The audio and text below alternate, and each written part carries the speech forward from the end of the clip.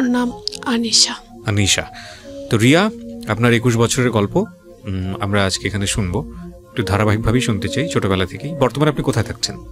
বর্তমানে আমি সিলেটে আছি। সিলেটে আছেন। ঢাকায় এসেছিলেন কোন একটা কাজে? চোখের ডাক্তার দেখাতে। চোখের ডাক্তার দেখাতে। যারা ইতিমধ্যে আপনাকে ভিডিওতে দেখেছে তারা বুঝতেই পারবে যে আপনার ফেস দেখে আপনার গল্পটা কি হতে পারে। রেডিও পার্সপেক্টিভ থেকে আমি বলবো যে আপনারা ইউটিউব চ্যানেলে এসে দেখেন, তাহলে হয়তো বুঝবেন যে ওর গল্পটা কি নিয়ে। একটু ছোটবেলা থেকে শুরু করতে চাই। আমি খুব ছোট ছিলাম যখন আমরা দুই ভাই এক বোন ছিলাম। তো আমাদের সংসার মোটামুটি যেমন আমার বাপ কাজ করতেন, খেতাম, এরকমই কোনো ছিল না। কি কাজ করতেন আপনার বাবা? আমার বাবা যে বিল্ডিং এর কাজ করতেন। আচ্ছা, রাজমিস্ত্রি ছিলেন। হ্যাঁ, এইভাবেই আমাদের মার বা আমরা ঘরটাই চলতো। তো আমার মা একদিন, আমার বাবা ছিলেন একটু মানে কম বয়সে বিয়ে হয়েছিল আমার বাবা মার শুনেছি মার নাকি 13-14 বছর কালো মার বিয়ে হয়েছিল। বাবার বয়সও 17-18 হবে। আচ্ছা, আপনারা কি মানে জন্মগতভাবে সিলেটি? হ্যাঁ, আমি সিলেটি। তখন আমার মাকে ঘর জামাই করে বিয়ে দেওয়া হয়েছে। তো আমরা দুই ভাই এক বোন ছিলাম। তো হঠাৎ একদিন আমার বাবাকে অন্য জায়গায় বিয়ে করে ফেললেন।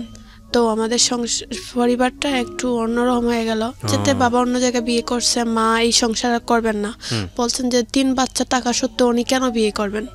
তো আমার বাবা বলছে ঠিক আছে, আমি ও মানে দ্বিতীয় বউকে ছেড়ে দিব, তবে তুমি মানে আমাকে তালাক দিও না। পরে গার্জিয়ান মিলে তালাক নিয়ে নিছেন যে ও ঘর জামাই তাকে, তারপরেও অন্য জায়গায় বিয়ে করে ফেললো, আর বাচ্চাদের কথা ভাবলো না। তার মিলিয়ে আমাদের পরিবারটা একটু নষ্ট হয়ে গেল। পরে ছোট থেকে বড় হলাম আমি নানার বাড়িতে, আমি স্কুলে যেতাম আসতাম এইভাবেই। আর আমার মা মানে উনি চাচার বাসায় থাকতেন, মানে বাইরের বাসায় থাকতেন, এইরকমই। তারপরে এরকমই আমাদের যাওয়া দিনকাল চলতো। একদিন আমি ক্লাস 3তে পড়ি যখন আমার মা কি করলেন, মানে আমার মার চাচাতো ভাইয়ের সাথে বিয়ের আলাপ আলোচনা চললো আমার মায়ের। আচ্ছা আচ্ছা। তো মানে গার্জিয়ান মিলে চাচ্ছেন আমার মাকে বিয়ে দিয়ে দিবেন। তখন মানে সবাই স্কুলে গেলে বলতে তোর মার তো আরেকটা বিয়ে হয়ে যাবে রে, কি রে তো দুই। আপনি কি বড় ছিলেন সবার? আমি ক্লাস 3তে পড়তাম। তখন ক্লাস 3তে পড়তেন? আচ্ছা, হ্যাঁ, তখন স্কুলে সবাই বলতো মানে আমার মার যে জায়গায় বিয়ে হবে চাচাতো ভাইয়ের সঙ্গে। জি। তখন আমার খুব শরম লাগতো বা লজ্জা লাগতো। আমি আমার মাকে বলছি, মা তুমি এইসব করো না। মা আমাকে বলতেন, না মা, আমার ছেলেমেয়েরা তোমরাই তো আমার জীবন, বিয়ের সাথে কিছু বসবো না মা। তো মা আমাকে বলছেন এইরকম, আমি মার কথাই বিশ্বাস করে বলছিলাম। একদিন দেখেছি মানে আরো আমার বয়স যখন ক্লাস 5-এ পড়েছি, উঠেছি, তখন মা কি করছেন, এই মানে আমার আঙ্কেলটাকে বিয়ে করে ফেলছেন। মানে না জানি, আমি জানি না, শুনিয়ে সবার মুখ থেকে এরকম যে তোর মা বিয়ে করেছে এরকম। পরে আমার খুব খারাপ লাগলো যে আমার মা মানে আমার ভাই আমার কথা না ভেবেও এইরকম একটা ছেলেকে বিয়ে করলেন। তারপরে তো ওনাকে না করে অন্য ছেলেকেই তো করতে পারতেন। মানে আমার ইচ্ছে ছিল না যে উনি আমার বাবা হন, কারণ ছোটবেলা থেকে ওনাকে দেখে আসতেছি, এটা আমি মেনে নিতে পারছি না। তারপরে আমার মার সাথে কোনোভাবে আমি ছোটবেলা থেকে একটু রাগ ছিল, মানে আমি যেটা বুঝি একটাই বুঝতাম। তো আমি আমার খালাকে বলছি যে আমি আর বাড়িতে থাকবো না, মানে আমি এই কি একটু পাগলামি করতেছি, স্কুলে যাচ্ছি না। তারপর মানে অনেক বিচার আচার আসছে, আমি এই মেয়েদের সাথে ঝগড়া করি, এই মেয়ের সাথে স্কুলে গেলে ঝগড়া করি। তো আমার খালা বললো ওকে একটা বিউটি পার্লারে দিয়ে আসি। ক্লাস 5-এ থাকতে? পরে বললেন যে ওকে একটা বিউটি পার্লারে দিয়ে আসি, আমার দূর সম্পর্কের বোন একটা আছে, ওর পার্লার আছে, এই পার্লারে যদি থাকে বা স্কুলেও যাও, ওর সাথে কথা বলে দিব যে ও স্কুলেও যাবে আর পার্লারে টুকটাক কাজ মানে যেটা বলে ফুটফর্মার শোনা, এটাই শুনবে, তাহলে ওর মনটা ভালো থাকবে। আমি প্রথম আমার খালায় নিয়ে 15 দিন ওনার বাসায় রাখছেন, আমি কান্নাকাটি করে চলে আসছি। পরে এই পার্লারে দিছেন, আমার মনটা আস্তে আস্তে বয়ে গেছে, মনটা এই পার্লারে টিকে গেছে। তখন আমার ভালো লাগতো, ওরা যখন মানে কাজকর্ম করতো আমার দেখতেই ভালো লাগতো। তারপর আমাকে যখন মানে বাইরের দোকান থেকে বিস্কিট আনানোর জন্য পাঠাইতো, এইসব মানে বাজারে, তো পার্লারটা বাজারের ভিতরে পড়ছে, সব কিছু আমার ভালো লাগতো। তাই আমার বাড়ির কথা কিছু মনে হয় না। আস্তে আস্তে আমি মানে এইখান থেকে স্কুলে কিছু যাওয়া আসা করছি। পরে যখন আমি মোটামুটি আমার 1 বছর হয়ে গেছে পার্লারের বয়স, তখনও মানে আমি টুকটাক হাফ বিউটিশিয়ান হয়ে গেছি। তখন আমার একটা স্যালারিও চলে আসছে প্রতি মাসে। তখন মানে আমি চাইলাম যে না, এই স্যালারি যাতে আমি কাজ পারি, হাফ বিউটিশিয়ান হিসাবে তো স্যালারি আমার কম হয়ে যায়, তো পার্লারের একজন মহিলা বলল তুমি আমার পার্লারে চলে আসো। তো আমি বললাম স্যালারি কত টাকা দিবেন? বললো 3-4 দেব।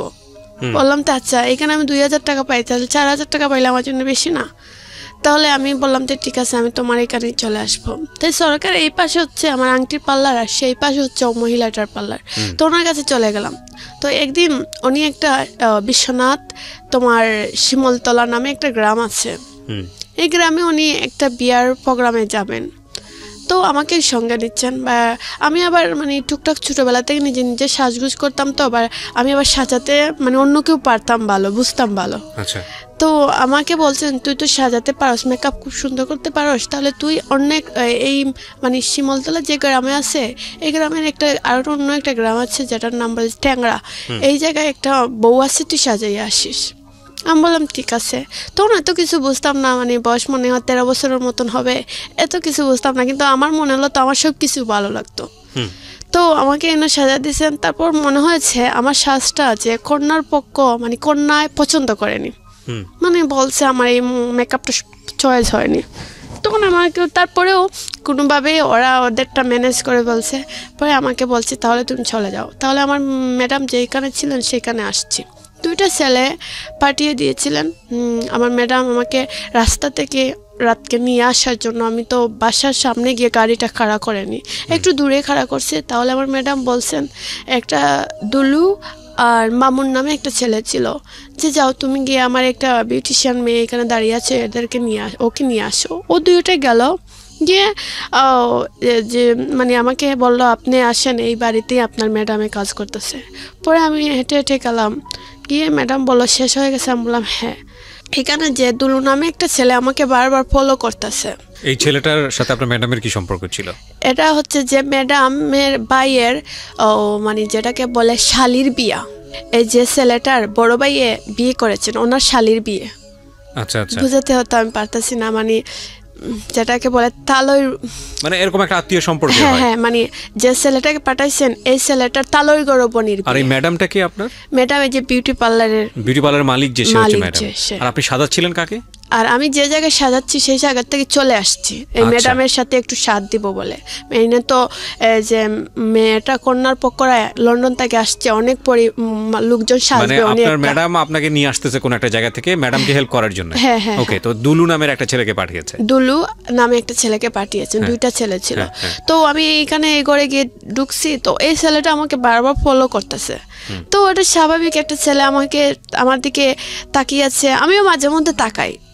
কিন্তু এরকম করে সারা রাত মানে আমরা কাজ করছি আমি আমার ম্যাডাম। পরে আমাদেরকে রাত 2টার দিকে ওদের গ্রাম থেকে আমাদের গ্রামে আমার ম্যাডামের গ্রামে যেতে মনে করেন সিএনজি দিয়ে 10 মিনিট এরকম। তবে আমাদেরকে বাড়িতে মানে বাসায় চলে আসছি আমরা। পরের দিন খুব সকাল চলে গেছি, এই ছেলেটাকে দুলু নামে যে ছেলেটা এটাকেই দেখছি রাস্তার মধ্যে, ও একটা সিএনজিতে বসে আছে। তো আমি তো মানুষজন দেখে আমার ম্যাডাম কাজ করতেছে, টুকটাক আমিও সাহায্য করতেছি ম্যাডামকে। তো এই ছেলে আমার দিকে তাকাচ্ছে, আমিও তাকাচ্ছি, এরকম করে করে মানে ছেলেটা একদিন মানে এক সময় আমার ম্যাডাম বললো কি রে ফোন যায়ও না আসেও না, কি হলো? পরে এই ছেলেটাকে ডাক মারে বললো এই যে ভাইয়া ফোন তো যায়ও না আসে না, কি হলো? বললেও যে ফোনটা অফ করে অন করে তাহলে ঠিক হয়ে যাবে। কিসের ফোন এটা? এটা মোবাইল সেট, কল যাচ্ছে না আসতেছে না ম্যাডামের ফোনে। আচ্ছা, তো এই ছেলেটাকে বলেছে? হ্যাঁ, ওটা ম্যাডামের সাইড দিকে যাচ্ছে, তো ওটাকে যাক মেরে বললো ভাইয়া কল যাচ্ছেও না আসতেও না, এটা ফোনটা কি হলো? ও বললো যে আপনি অফ করে অন করেন। পরে হলো ঠিক হয়ে গেল। পরে আমরা এখান থেকে আমাদের পার্লারে চলে গেলাম। 3-4 কি 1 মাসের ভিতরে আমার মনে হলো যে আমি নিজে একটা পার্লার খুলি। তো একই জায়গায় এটা আব্দুল খালিক কমেডিক সেন্টার পড়ে বিশ্বনাথ।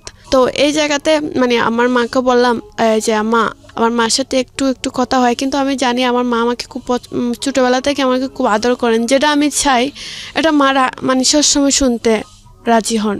মাকে বললাম মা তুমি আমাকে আমার একটা পার্লার খুলে দাও না। মা বললো তুই তো কোনো কাজও কিছু জানোস না, পার্লার দিয়ে খুললে তুই কি পারবে এইসব করতে? আমি বললাম পারবো, তুমি আমাকে করে দাও। মানে আমার একটু শখ উঠলো যে আমি একটা পার্লার করবো, সবাই যেমন পার্লার আছে আমারও থাকবে। তো মা কি করলো, একটু অল্প টাকা খরচ করে সামান্য একটা পার্লার দোকান খুলে দিল। একটা মেয়ে ছিল, আর একটা আমি বিউটিশিয়ান ছিল, আরেকজন বিউটিশিয়ান ছিল, আর হাফ মানে টুকটাক হাফ বিউটিশিয়ান 2-3টা এরকম ছিল, মোটামুটি ভালোই হতো। তো এই যে দুলু নামের ছেলেটায় আমার যে ম্যাডাম বলছি, ও ম্যাডামের বাইরের কাছ থেকে আমার নম্বরটা নিয়েছে 3 মাস পরে। তখন তো ওর আমার ম্যাডামের পার্লারে এসে মনে হয় আমাকে পায়নি, তখন আমার নম্বরটা ম্যাডামের বাইয়ের কাছে চেয়েছিল, যে একটা মেয়ে যে আমাদের বিয়ের প্রোগ্রামে গিয়েছিল ওই মেয়ের নম্বরটা, তো ম্যাডামের বাইয়ে দিয়েছে আমার নম্বরটা। তো বারবার ডিস্টার্ব তো ফোনও আমি তো আর চিনি না, রিসিভ করে ফেলে দিতাম, বা একটু মানে এরকম গালাগালি করতাম যে আপনি আমাকে কেন ডিস্টার্ব দেন নাই নিশেনি। হঠাৎ একদিন এরকম প্রায় 1 মাস বা 2 মাসের মতন এরকম আমাকে ডিস্টার্ব দিয়েছে, দিনে 4-5 বার কল দিত। হঠাৎ একদিন ও আমাকে কল দেয়নি। তো আমি মানে ভাবলাম একটা ছেলে আমাকে ডেইলি 4-5 বার কল দেয়, আজ অতটা দিন ধরে দিতেই থাকলো, আজ কেন দেয়নি? তখন আমি এই ছেলেটাকে আমি নিজে থেকে থাকলাম, আমি নিজেই ওকে কল দিলাম। আপনি নিজে থেকেই কল দিলেন? হ্যাঁ। তখন ফোন রিসিভ করলো, তখন আমার ওর কণ্ঠ শুনলো, আমার কণ্ঠ শোনার পরে আমার অটোমেটিক কান্না চলে আসলো। মানে আমি বুঝতে পারলাম না কেন। তো আমি ওকে বললাম যে তোমার ফোন কেন আমাকে আজকে দাওনি? বললো আমি না, আমার যে ভাই তারা লন্ডন থেকে আসছিল, ভাবি তারা, ওদেরকে এয়ারপোর্ট আমি আজকে দিতে যাচ্ছি, তাই আমি একটু ব্যস্ত আছি, পরে ফোন দেব। পরে রেখে দিল।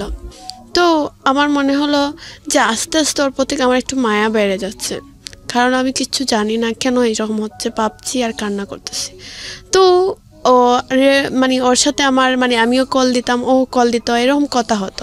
বয়সের ডিফারেন্স কত ছিল? মানে আপনি তো তখন ক্লাস 5-এ পড়া বয়স, ধরে নিলাম আপনার বয়স 10-11 বা সর্বোচ্চ 12। আমার যখন পার্লারের ছিল তখন আমি 13 বছরের। 13 বছর বয়স। ওর বয়স কত ছিল?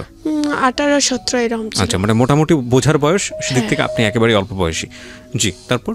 ও আমাকে বলল আমি তোমাকে পরে কল দিচ্ছি, আর আমার মানে কিছু কান্না আসছে এই কারণে, মানে আমার মার কথা বা আমার পরিবারটা যে নষ্ট হয়ে গেল। মাঝে মধ্যে আমার মার জন্য খুব কান্না হয়, যখন আমি কষ্ট পাই ওকে কল দিই, এরকম করে করে আমার সম্পর্কটা ওর সাথে একটু গভীর হয়ে গেল। মানে আপনার মা কি আপনার সঙ্গে থাকতো না তখন? না, তখন মানে যখন আপনি থাকতেন কোথায়? আপনার বাবার সঙ্গে? আমার বাবার সাথেও না, আমার বাবাকে যে জায়গায় বিয়ে করেছেন সেই জায়গায় ঘর জামাই। আচ্ছা, আমার মাকেও ঘর জামাই করেছেন, আর একটা যে বিবাহ করেছেন সেটাও ঘর জামাই। তা আপনি থাকতেন কোথায়? আমার নানার বাড়িতেই আমি ছোট থেকে বড় হয়েছি। তো আপনার মাও তো আপনার নানার বাড়িতেই থাকতো? হ্যাঁ হ্যাঁ, কিন্তু আমার মা কিন্তু নানার বাড়িতে থাকতেন না, আমার মার চাচা ওনার বাসাত নিয়ে গেছেন। আচ্ছা আচ্ছা, ওকে। তার মানে একা একা আপনি থাকতেন? হ্যাঁ, একাই থাকতাম। তারপর আমার 2 ভাই বোনরা কোথায় থাকতো? আমার ভাই একটা ছিল, একটা মানে আমার বাবা যে দ্বিতীয় বিয়ে করেছেন ওনার কাছে নিয়ে গেছিলেন ভাই 2টা, আমি তো আর যাইনি। মানে আপনার সঙ্গে আপনার ভাই বোনও থাকতো না সেই অর্থে? হ্যাঁ, ভাইজনকে 2জনকে নিয়ে নিছেন। একটাকে শুনছি যেটা 4 বছরের না 5 বছরের, যে ওকে পালক দেওয়া হয়েছিল, ওকে আজ পর্যন্ত খুঁজে পাওয়া হয়নি। ওর নাম রুবেল ছিল। আচ্ছা আচ্ছা। তারপর একটা ভাই হারিয়ে গেছে, তারপর 1 ভাই 1 বোন ছিলাম আমরা। ওর বয়স রাসেল, ওর নাম ছিল আমার ভাই যেটা আমার ছোট। আচ্ছা, তো আমরা 2 ভাই বোন ছিলাম। তো একদিন আমার ভাইকে আমার খালা বলল যে ও এখানে থেকে কি করবে, ওকে কাজ করে, আমার বাড়িতে নেই, আমার ছেলের সাথে একটু কাজকর্ম করবেন আর চলবে না, নাহলে খাবে কি। কাকে বলেছে এটা? আমার ভাইকে। আচ্ছা। তখন আমাকে তো আর মানে কাজকর্মের কথা বলা লাগতো না, কারণ আমি যেতে নানার বাড়ি থাকতাম, আমার খালা তারা আছে, ওদের সাথে সাথ দিলাম, যে কোনো কাজে ওরা এমনিতে আদর করে। আমার প্রশ্নটা বেসিক্যালি ছিল যে আপনার থাকার অবস্থাটা কি। তো আমি বুঝতে পারলাম যে আপনি আসলে একাই থাকতেন। ঠিক আছে, তো দুলুর সঙ্গে আপনি ওই সময়টাতে কথা বলতেন, যোগাযোগ করতেন। তারপর? হ্যাঁ, তখন এই যে আমার মা একটা পার্লার খুলে দিয়েছিল, এই পার্লারে যাওয়া আসা করতাম, আর মেয়েরাও ছিল, মানে আমার ভালোই লাগতো। তো এত অল্প বয়সে একজন আপনার কাছে আসতো লোকজন সাজতে? মানে আমার কাছে না আসলেও ঘরে তো অনেক মানে বিউটিশিয়ান ছিল পার্লারে, যে একজন বয়স্ক মহিলা ছিলেন, হয়তো আমাকে মালিশ হিসাবে না মানলেও অনেকে যোগ করতো।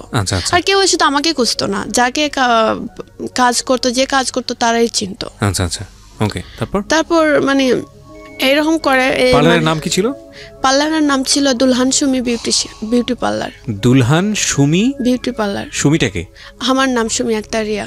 ও আচ্ছা আচ্ছা, দুলহান সুমি বিউটি পার্লার। আচ্ছা, সিলেটে? এটা সিলেট বিশ্বনাথ আব্দুল খালিক কমিউনিটি সেন্টার ছিল। ওকে, তারপর এরকম করে এই যে আমি যে আমাকে পছন্দ করতো, ওর সাথে এক ধরনের ওর সাথে এক ধরনের আমার সম্পর্ক মোটামুটি ভালোই তৈরি হয়ে গেছে। ও আমার দোকানে আসতো বা ওর সাথে রেস্টুরেন্টেও গিয়ে খেতে যেতাম, বা কিন্তু ও বেকার ছিল, আমার সব টাকাই যেত। ওর সাথে যে ফোনেই কথা বলতাম আমার টাকা দিয়ে, রেস্টুরেন্টে খাইলেও আমার টাকা।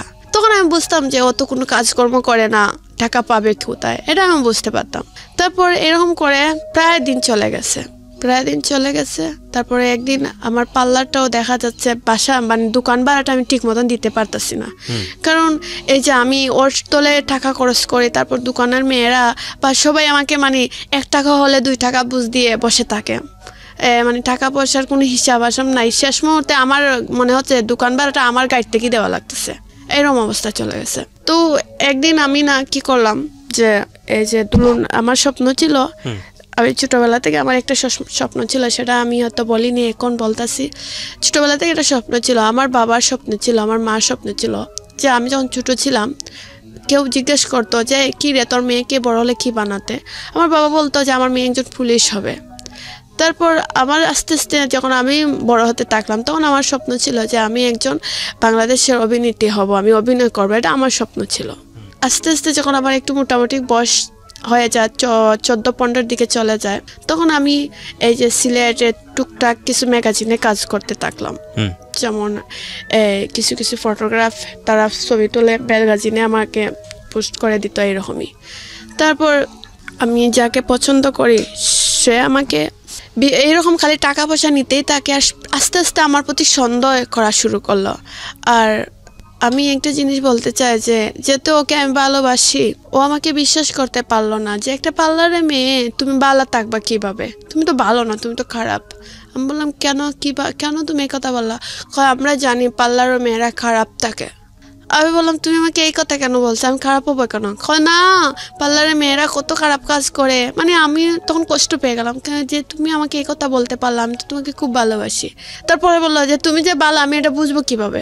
পরে আমি ওর সাথে একটা খারাপ সম্পর্ক করেছিলাম। ও আমাকে বলছিল কোনোদিন আমাকে কষ্ট দিবে না, আমাকে খুব ভালোবাসে, কোরআন শরীফের কসম দিয়ে বলল ও আমাকে বিয়ে করবে।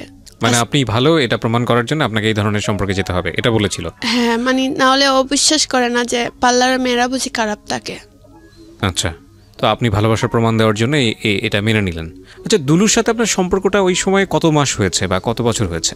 1.5 বছরের মতো।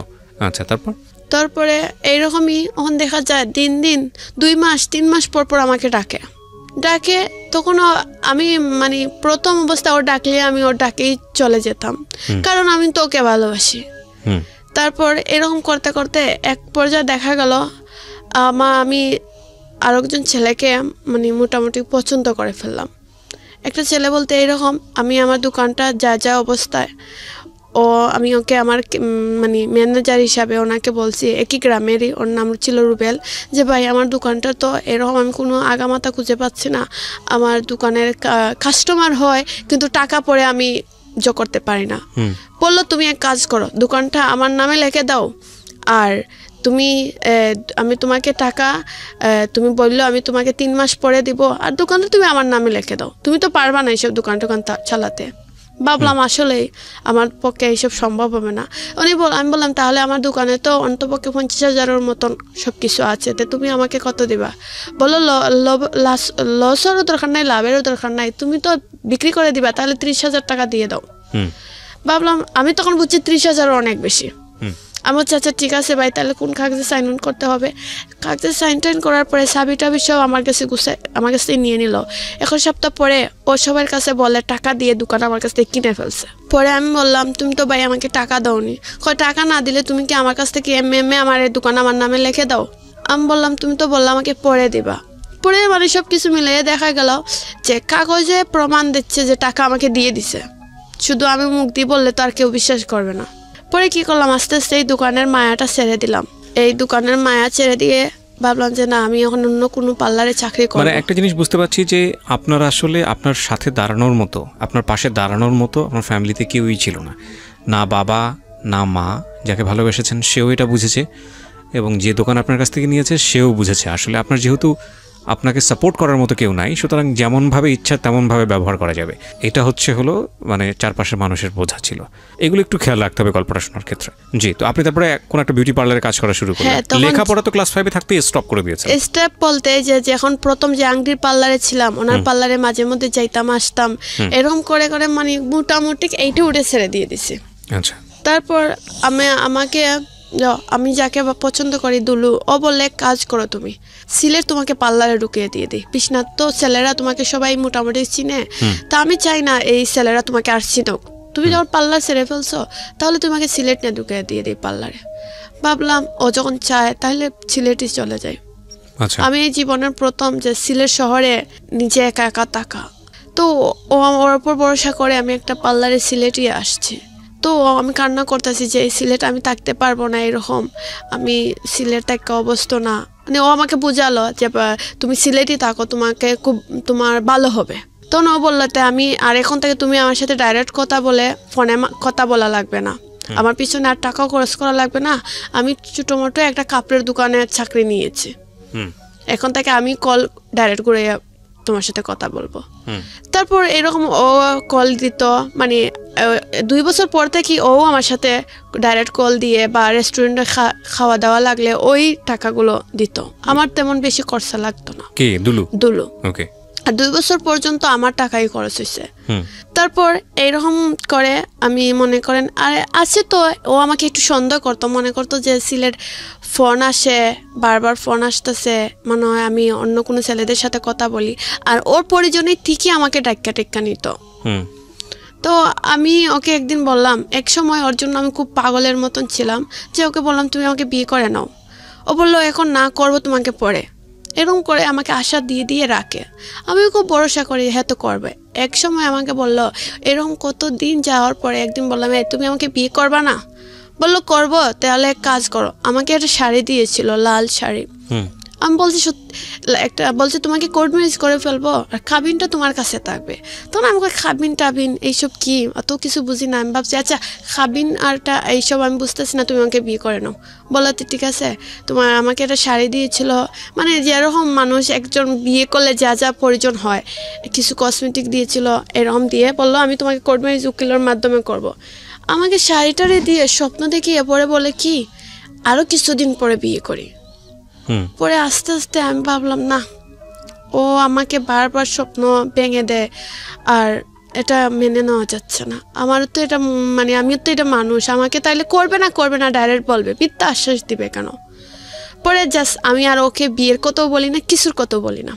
এখন আমি চাচ্ছি যে আমি আমার জীবনটাকে নিজের মতনই সাজাবো। আস্তে আস্তে প্ল্যানিং করলাম না, আমার স্বপ্ন পূর্ণ হতে হলে সিলেট যখন আসছি শহরের ভিতরে, তো বাউটাও সব কিছু আমি বুঝি। তাই আস্তে আস্তে ফটোগ্রাফ বলো, বিভিন্ন স্টুডিওর মাধ্যমে আমি একটু চ্যানেল লাগালাম, যে আমার স্বপ্ন এরকম কিছু বাইরে আমাকে বলছে তোমাকে আমি সাহায্য করব, বা সিলেটেরও কিছু আঞ্চলিক নাটকের অফারও আসছে। হ্যাঁ, এখন আমার মনে পড়ছে আপনার গল্পটা, আপনার অনেক আগে আপনি বলেছিলেন রেডিওতে, সেটা প্রচারও হয়েছিল। আপনি কিছু মডেল ছবিও নিয়ে এসেছিলেন হ্যাঁ সেই সময়। রাইট। যারা শুনেছেন, যারা আমার পুরনো শ্রোতা আছেন, তাদেরকে একটু ইন্টারাপ্ট করছি। এই পর্যায়ে এই গল্পটা রেডিওতে প্রচার হয়েছিল, কিন্তু এক পর্যায়ে পর্যন্ত প্রচার হয়েছিল। এটা আমার লাইফের একটা হিস্ট্রি হয়ে গেল আজকে, যে কোনো গল্প সেকেন্ড টাইম প্রচার হচ্ছে, কিন্তু সেকেন্ড টাইম প্রচার মানে এইটাই না যে সেই গল্প আপনারা শুনছেন। এই গল্পটা প্রচার হয়েছিল ওনার কথা অনুযায়ী কত বছর আগে? 3 বছর হয়ে যাবে। 3 বছর আগে প্রচার হয়েছিল। 3 বছর পরে, মানে এই 3 বছর গল্পটা প্রচার হওয়ার পরে 3 বছর কি ঘটেছে ওনার জীবনে, উনি আজকে কোথায় দাঁড়িয়ে আছে, এইটা হচ্ছে আজকের গল্প। খুবই ভয়ানক গল্প, এবং সেটা আমি আপনাদেরকে বলতে চাই। তবে তার আগে আমি একটু শর্ট করে ওই পুরো লাইফটা একটু তুলে ধরছি, নইলে আপনারা বুঝতে পারবেন না, কারণ অনেকেই হয়তো গল্পটা শোনেননি। এবং পুরনো এপিসোডগুলো যদি আপনারা ঘাটেন, যদি এটা ইউটিউবে থেকে থাকে, যদি আমি জানি না, কারণ ইউটিউবে ওই সময়টাতে আপনার কর্তৃপক্ষ, আমাদের যে রেডিও কর্তৃপক্ষ ছিল, তারা আপলোড করতো না, আমিও করতাম না, অনেকেই করেছেন, আমি ঠিক জানি না, যে সেখান থেকে আপনারা যদি ঘেটে ঘুটে বের করতে পারেন, তাহলে ওনার ছবি, উনি যে মডেলিং করতেন সেই ছবি, পাশাপাশি হচ্ছে আমার মনে আছে, এখন মনে পড়ছে ওনার যে ফেস বর্তমানে, সেই ছবিটা দিয়ে আমরা গল্পটা পাবলিশ করেছিলাম। জি বলেন। তারপর কিছু আঞ্চলিক নাটকের অফার আসছিল, তখন আমি রাজি হই না, কই ধরো আমি সিলেটি নাটক করবো কেন, আমার তো স্বপ্ন ছিল যে আমি একটা ছবিতে কাজ করব, এরকম একটা স্বপ্ন ছিল। ভাইয়া তারা বললেন শোনো, ছোট থেকে তোমার বড় হতে হবে, তুমি ফুট করে তো আর উপরে উঠতে পারবা না, আস্তে আস্তে কাজগুলো করে তুমি একদিকে আগাতে হবে। তখন আমার লক্ষণ ছিল যে আমার স্বপ্ন আমি পূর্ণ করব, এরকম একটা লক্ষণ ছিল। আর দুলু যে ওকে আমি তেমন পাত্তা দিতাম না, কারণ আমি দেখলাম যে ওকে আমি বোঝাতে চাইলাম যে ও আমাকে যেসব জায়গায় আমি চাকরি করতাম আমাকে সবসময় যা হয়নি তাই মিথ্যা কথা বলতো, সন্দেহ করতো। পার্লারের ম্যাডাম তাদেরকে বলতো তো আমি এই করেছিলাম, মানে অনেক ধরনের কথা বলতো যে একটা মেয়ে আর 10 জন মেয়ের সামনে মাথা খাড়া করে তাকাতে পারতাম না, লজ্জা লাগতো। তো মানে অনেক ধরনের অনেক কিছু বলেছে। আমার মা যে জায়গায় সেকেন্ড বিয়ে বসছেন ওনাকে, ও আমার এটা আমি ওকে ভরসা করি দেখে কিছু পিক ছিল। আমার মার সেকেন্ড হাজব্যান্ড, উনি তো আমার বাবার মতো, নিজেতেই আমার মামা ছিলেন, এখন তো উনি আমার বাবাই এক মতো। ওনাকে আমার এইসব পিকচার দেখাইছে, মানে আমার মার সংসারটা ভেঙে যেতে আসলো। আমার মাকে বলে এই তোর মেয়ে এই করে সেই করে, তোর মেয়ে ভালো না, তোর কেউ আমি রাখবো না, তালাক দিয়ে দিব। এক পর্যায়ে আমার মার সংসারটাও চলে যেতে চেয়েছে। মানে এইসব ছবি আপনারা আদান প্রদান করতেন আপনাদের মধ্যে? হ্যাঁ, ভালোবাসেন বলে এগুলো দিতেন এবং সেটাকে দিয়ে সে ব্ল্যাকমেইল করেছে। তারপর ও আমি যে প্রশ্নটা করেছি সেটা কি ঠিক আছে, মানে সেটা দিয়ে সে ব্ল্যাকমেইল করেছে? হ্যাঁ, ওগুলা তো বলতো যে ওগুলা আসলে ওই যে ওর ডাকে আমি চাইতাম, আমাকে ঘুমের ধুন্দে এই কাজগুলো করতো। আমাকে একদিন ও ঘুমের ট্যাবলেট খাওয়াইয়া আমি 24 ঘন্টা ঘুমেছিলাম। আমি তো মনে হয়েছিল যে আমাকে এক গ্লাস পানি আর নাফা ওষুধ বলেছিল যে এটা নাফা ট্যাবলেট, তুমি খাও, তোমার জ্বর টর থাকলে কমবে। আমি ওকে তো সবসময় ভরসা করতাম, ও যদি আমাকে বিষও বলতো আমি খাইতে বিশ্বাস করতাম। কিন্তু এই ওষুধ খাওয়ার পরে আমি মনে হচ্ছিল আমি একদিন এক রাত কিছু বলতে পারিনি। আচ্ছা, আমি ঘুমেছিলাম। ওই সময়টাতে এই ছবিগুলো সে তোলে, তখন ও ছবিগুলো তুলে আবার আমাকে দেখিয়েছিল। তখন আমার হোয়াটসঅ্যাপ ছিল, হোয়াটসঅ্যাপে ছেড়ে দিয়েছে, বল তুই এই দেখ তুই কি রকম ঘুমাইছ। তো আমি মাঝে মধ্যে কষ্ট পাইছি যে ও যখন এরকম ছবি তুলতে পারতো যেতে আমি ওকে পছন্দ করি, ওর জন্য অত কিছু করতে পারি, অ্যাটলিস্ট এই ছবিগুলো তোলার কি অনুমতি দিতে পারি না? ওকে। তারপর ও এই ছবি আমার মানে মার হাজবেন্ডকে দেখাইছে যে দেখেন এই আমার সাথে এইরকম করছে সেই রকম করছে। তখন আমার মার সংসারটা একরকম ভেঙে যেতে চেয়েছিল। পরে কি যেন মা বুঝাইছে মামাকে, তো মামা আর এত যে করেনি। তখন আমার মামা চেয়েছিলেন আমাকে অন্য একটা জায়গায় বিয়ে দিয়ে দিবেন, বিয়ের বিদেশি বা বাংলাদেশি যেখান থেকেও যায় এরকম আসে। আমি বলছি যে আমি এখন বিয়ে করবো না, আমার মাকে বলছি আমি এখন বিয়ে বসবো না, আমার একটু স্বপ্ন আছে মা, এই স্বপ্নটা পূর্ণ হলে আমি নিজে একটা ভালো ছেলে দেখে বিয়ে করব। মা বলছে আচ্ছা, মেয়ের তখন বয়স হয়নি, আর ও বুঝবে আমার মেয়ে। আমার মা বিশ্বাস ছিল যে আমি এমন কিছু করব না যে আমার মার মান সম্মান ডুবে, এটা আমার উপর ভরসা ছিল। আর আমিও বুঝতাম যে কিছু মোটামুটি, এত অবুঝ ছিলাম না। তখন আমি চেয়েছি যে এরকম কিছু ফটোগ্রাফ তারা আছে, এদের কিছু কাজ করতাম, ওরা ম্যাগাজিনে দিত, কিছু টাকা পয়সা ওরা দিত, কিন্তু আমি বেশি টাকা নিতাম না যেতে, কারণ আমার টাকার দরকার ছিল না। আমি একজন পার্লারও 8-9 হাজার টাকা স্যালারি পেতাম, এই টাকা দিয়ে আমার বাড়িতে দেওয়া লাগতো না, আমি নিজের মতনই চলতাম। আমার যদি জামা লাগে জামা কিনতাম, মানে আমি খুব সাজগুজ করতে পছন্দ করতাম, কোনোদিন একটা টাকায় আমি জমাইয়া রাখিনি। এই দুলু আমাকে এরকম করতে করতে এক পর্যায়ে ও আমাকে অনেক সন্দেহ করে ফেললো, যে আমার অন্য জায়গায় মানে সম্পর্ক হয়ে গেছে। তো টুক একখানো হয়েছে এইসব আমি আসলে যেতখানা যদি মানে একটা ছেলের সাথে আমি সম্পর্ক করে 2-1 মাস পরে আর কথা বলার ইচ্ছে জাগে না, তারপরে আমার দুলুর কথা মনে হয়ে যায়। মানে এর মধ্যে আপনি চেষ্টাও করেছেন অন্য ছেলের কাছে ডাইভার্ট করার জন্য নিজেকে? হ্যাঁ করেছি, কারণ আমি ওকে বলতে পারতাছি না, কারণ আমি চেয়েছি ওর কথা মনে হলে আমি অন্যকে ফোন দেই বা ফেসবুক চালাইতাম। ওকে ভুলে থাকতে চেয়েছেন কিন্তু পারেননি? না, বা ফেসবুক চালাইতাম, একটু তো ফ্রেন্ড থাকতেই পারতো, ওদের সাথে কথা বলে চাইছিলাম যে ভুলে যাওয়ার, কিন্তু ভুলতে পারিনি। তারপরে মনে পড়ে যায়, তখন ওদের সাথে 1-2 মাস 3 মাস কথা বলার পরে যখন আমি খারাপ আচরণ করি ওরা এমনিতেই চলে যায়। তো এরকম করে অনেক চেষ্টা করার পরে ঘুরি ওর কাছেই আসে, ঘুরে ফিরে ওর কাছেই আসতেন। হ্যাঁ, এক সময় দেখা গেল ও মানে আমাকে মানে রাস্তাঘাটে বিভিন্ন সন্দেহ যে যেটা বলে, কারণ ওর সাথে সম্পর্ক মোটামুটি সবাই জানতো, আশপাশের যেসব জায়গা চাকরি করতাম ম্যাডাম সহ সবাই জানতো। পরে এক সময় দেখা গেল ওকে যে যেটা বলে সেটাই সন্দেহ করে, সেটাই বিশ্বাস করে। তারপর আমি এক সময় আমি ও পার্লারটা চেঞ্জ করে দিলাম, যে পার্লার ও দিয়েছিল সেই পার্লারটা চেঞ্জ করে অন্য পার্লারে চলে গেলাম। আমি আমার মতন করে। ও একটা পাল্লা দিয়েছিল আপনার জন্য? ও আমাকে একটা পার্লারে বলছিলাম না যে সিলেট একটা শহরে একটা পার্লারে চাকরি তিনা ঢুকাই দিয়েছিল। চাকরি দিয়েছিল শুধু? হ্যাঁ ওকে। ও পরে এই ও চীনা জায়গা থেকে আমি ও চীনা জায়গা চলে গেছিলাম, আমি যাতে ডিস্টার্ব না করতে পারে। হ্যাঁ, সিম টিম সব চেঞ্জ করে ফেলছি। কেউ নুসুরা 6 মাস গেছে, তারপর আবার খুঁজে বের করছে আমাকে। ওই খুঁজে বের করেছে? ও আমি একদিন রাস্তা দিকে যাচ্ছি, এখন ভাবতাছি একটা ছেলে, আমি তো আবার ম্যাডামের বাসায় থাকি, যতটা জায়গা চাকরি করছি মালিকের টাকা খাওয়া এবং কি মালিকের যে ম্যাডামের পরিবারের সঙ্গেই টাকা এরকম। এখন পর্যন্ত যতটুকু বুঝেছি গল্প, তাতে আমার মানে এটা সবাই বুঝবে বা সবাই বলবে, সেটা হলো যে আপনারা দুজনই দুজনকে খুব ভালো চাইতেন, কিন্তু দুজনই আবার দুজনের কাছ থেকে দূরে থাকতে চাইতেন, দুজনই আবার দুজনের কাছে চলে আসতেন। এক ধরনের ক্রেজি লাভ ছিল, মানে ছোট বয়সে যেটা হয়, ঝগড়াঝাটি হলে দূরে সরে যেতে চাইতেন, ওকে ভুলে থাকতে চাইতেন, কিন্তু ভুলতে পারতেন না। এটা দুই পক্ষ থেকেই হতো, মানে আপনিও ওকে খুঁজে বের করতেন, এও আপনাকে খুঁজে বের করতো। তারপর ও আমাকে একদিন আমি যাদের মানে যার ম্যাডামের বাসায় থাকতাম, ওনার হিসাবে ছিল যে আমি সব মেয়েদের আগে গিয়ে পার্লার খোলা লাগবে, কারণ ওরা আসবে 10টার সময়, আমি 8:30টার সময় গিয়ে পার্লার খুলতে হবে। এরকম মানে এই সুবিধার জন্য কিছু ম্যাডামরা মেয়েদেরকে বাসায় থাকা খাওয়া সহ দায়িত্ব নেয়। আচ্ছা। তো আমি তো এরকমই সবসময় করতেছি। তো একদিন আমি পার্লারের সামনে গিয়েছি, দেখতেছি ও যে দুলুটা এক দোকান থেকে বাইরে আসতেছে, আমি দেখে ভয় পেয়ে গেছি। আমি কিন্তু তখনকার বলেন আমি হাঁটা জিনিসটা অনেক ভালো পছন্দ করতাম, গান শুনে শুনে হাঁটতাম, আমার ভালো লাগতো। তো আমি সবসময় হাঁটাচড়া করতাম, আমি বই পেয়ে গেছি ওকে দেখে। আমি তখন বইয়ে আমি কি করছি, আমার কাছে 2টা ফোন ছিল, কারণ আমি একটা ফোন ছিল, 2টা ফোনের 2টা সিম ঢুকানো ছিল। ওকে দেখে আমি একটা ফোন কিভাবে লুকাবো আমি নিজে বুঝতে পারিনি। না সরি, এক ফোনের মাঝে 2 সিম ছিল। আচ্ছা আচ্ছা।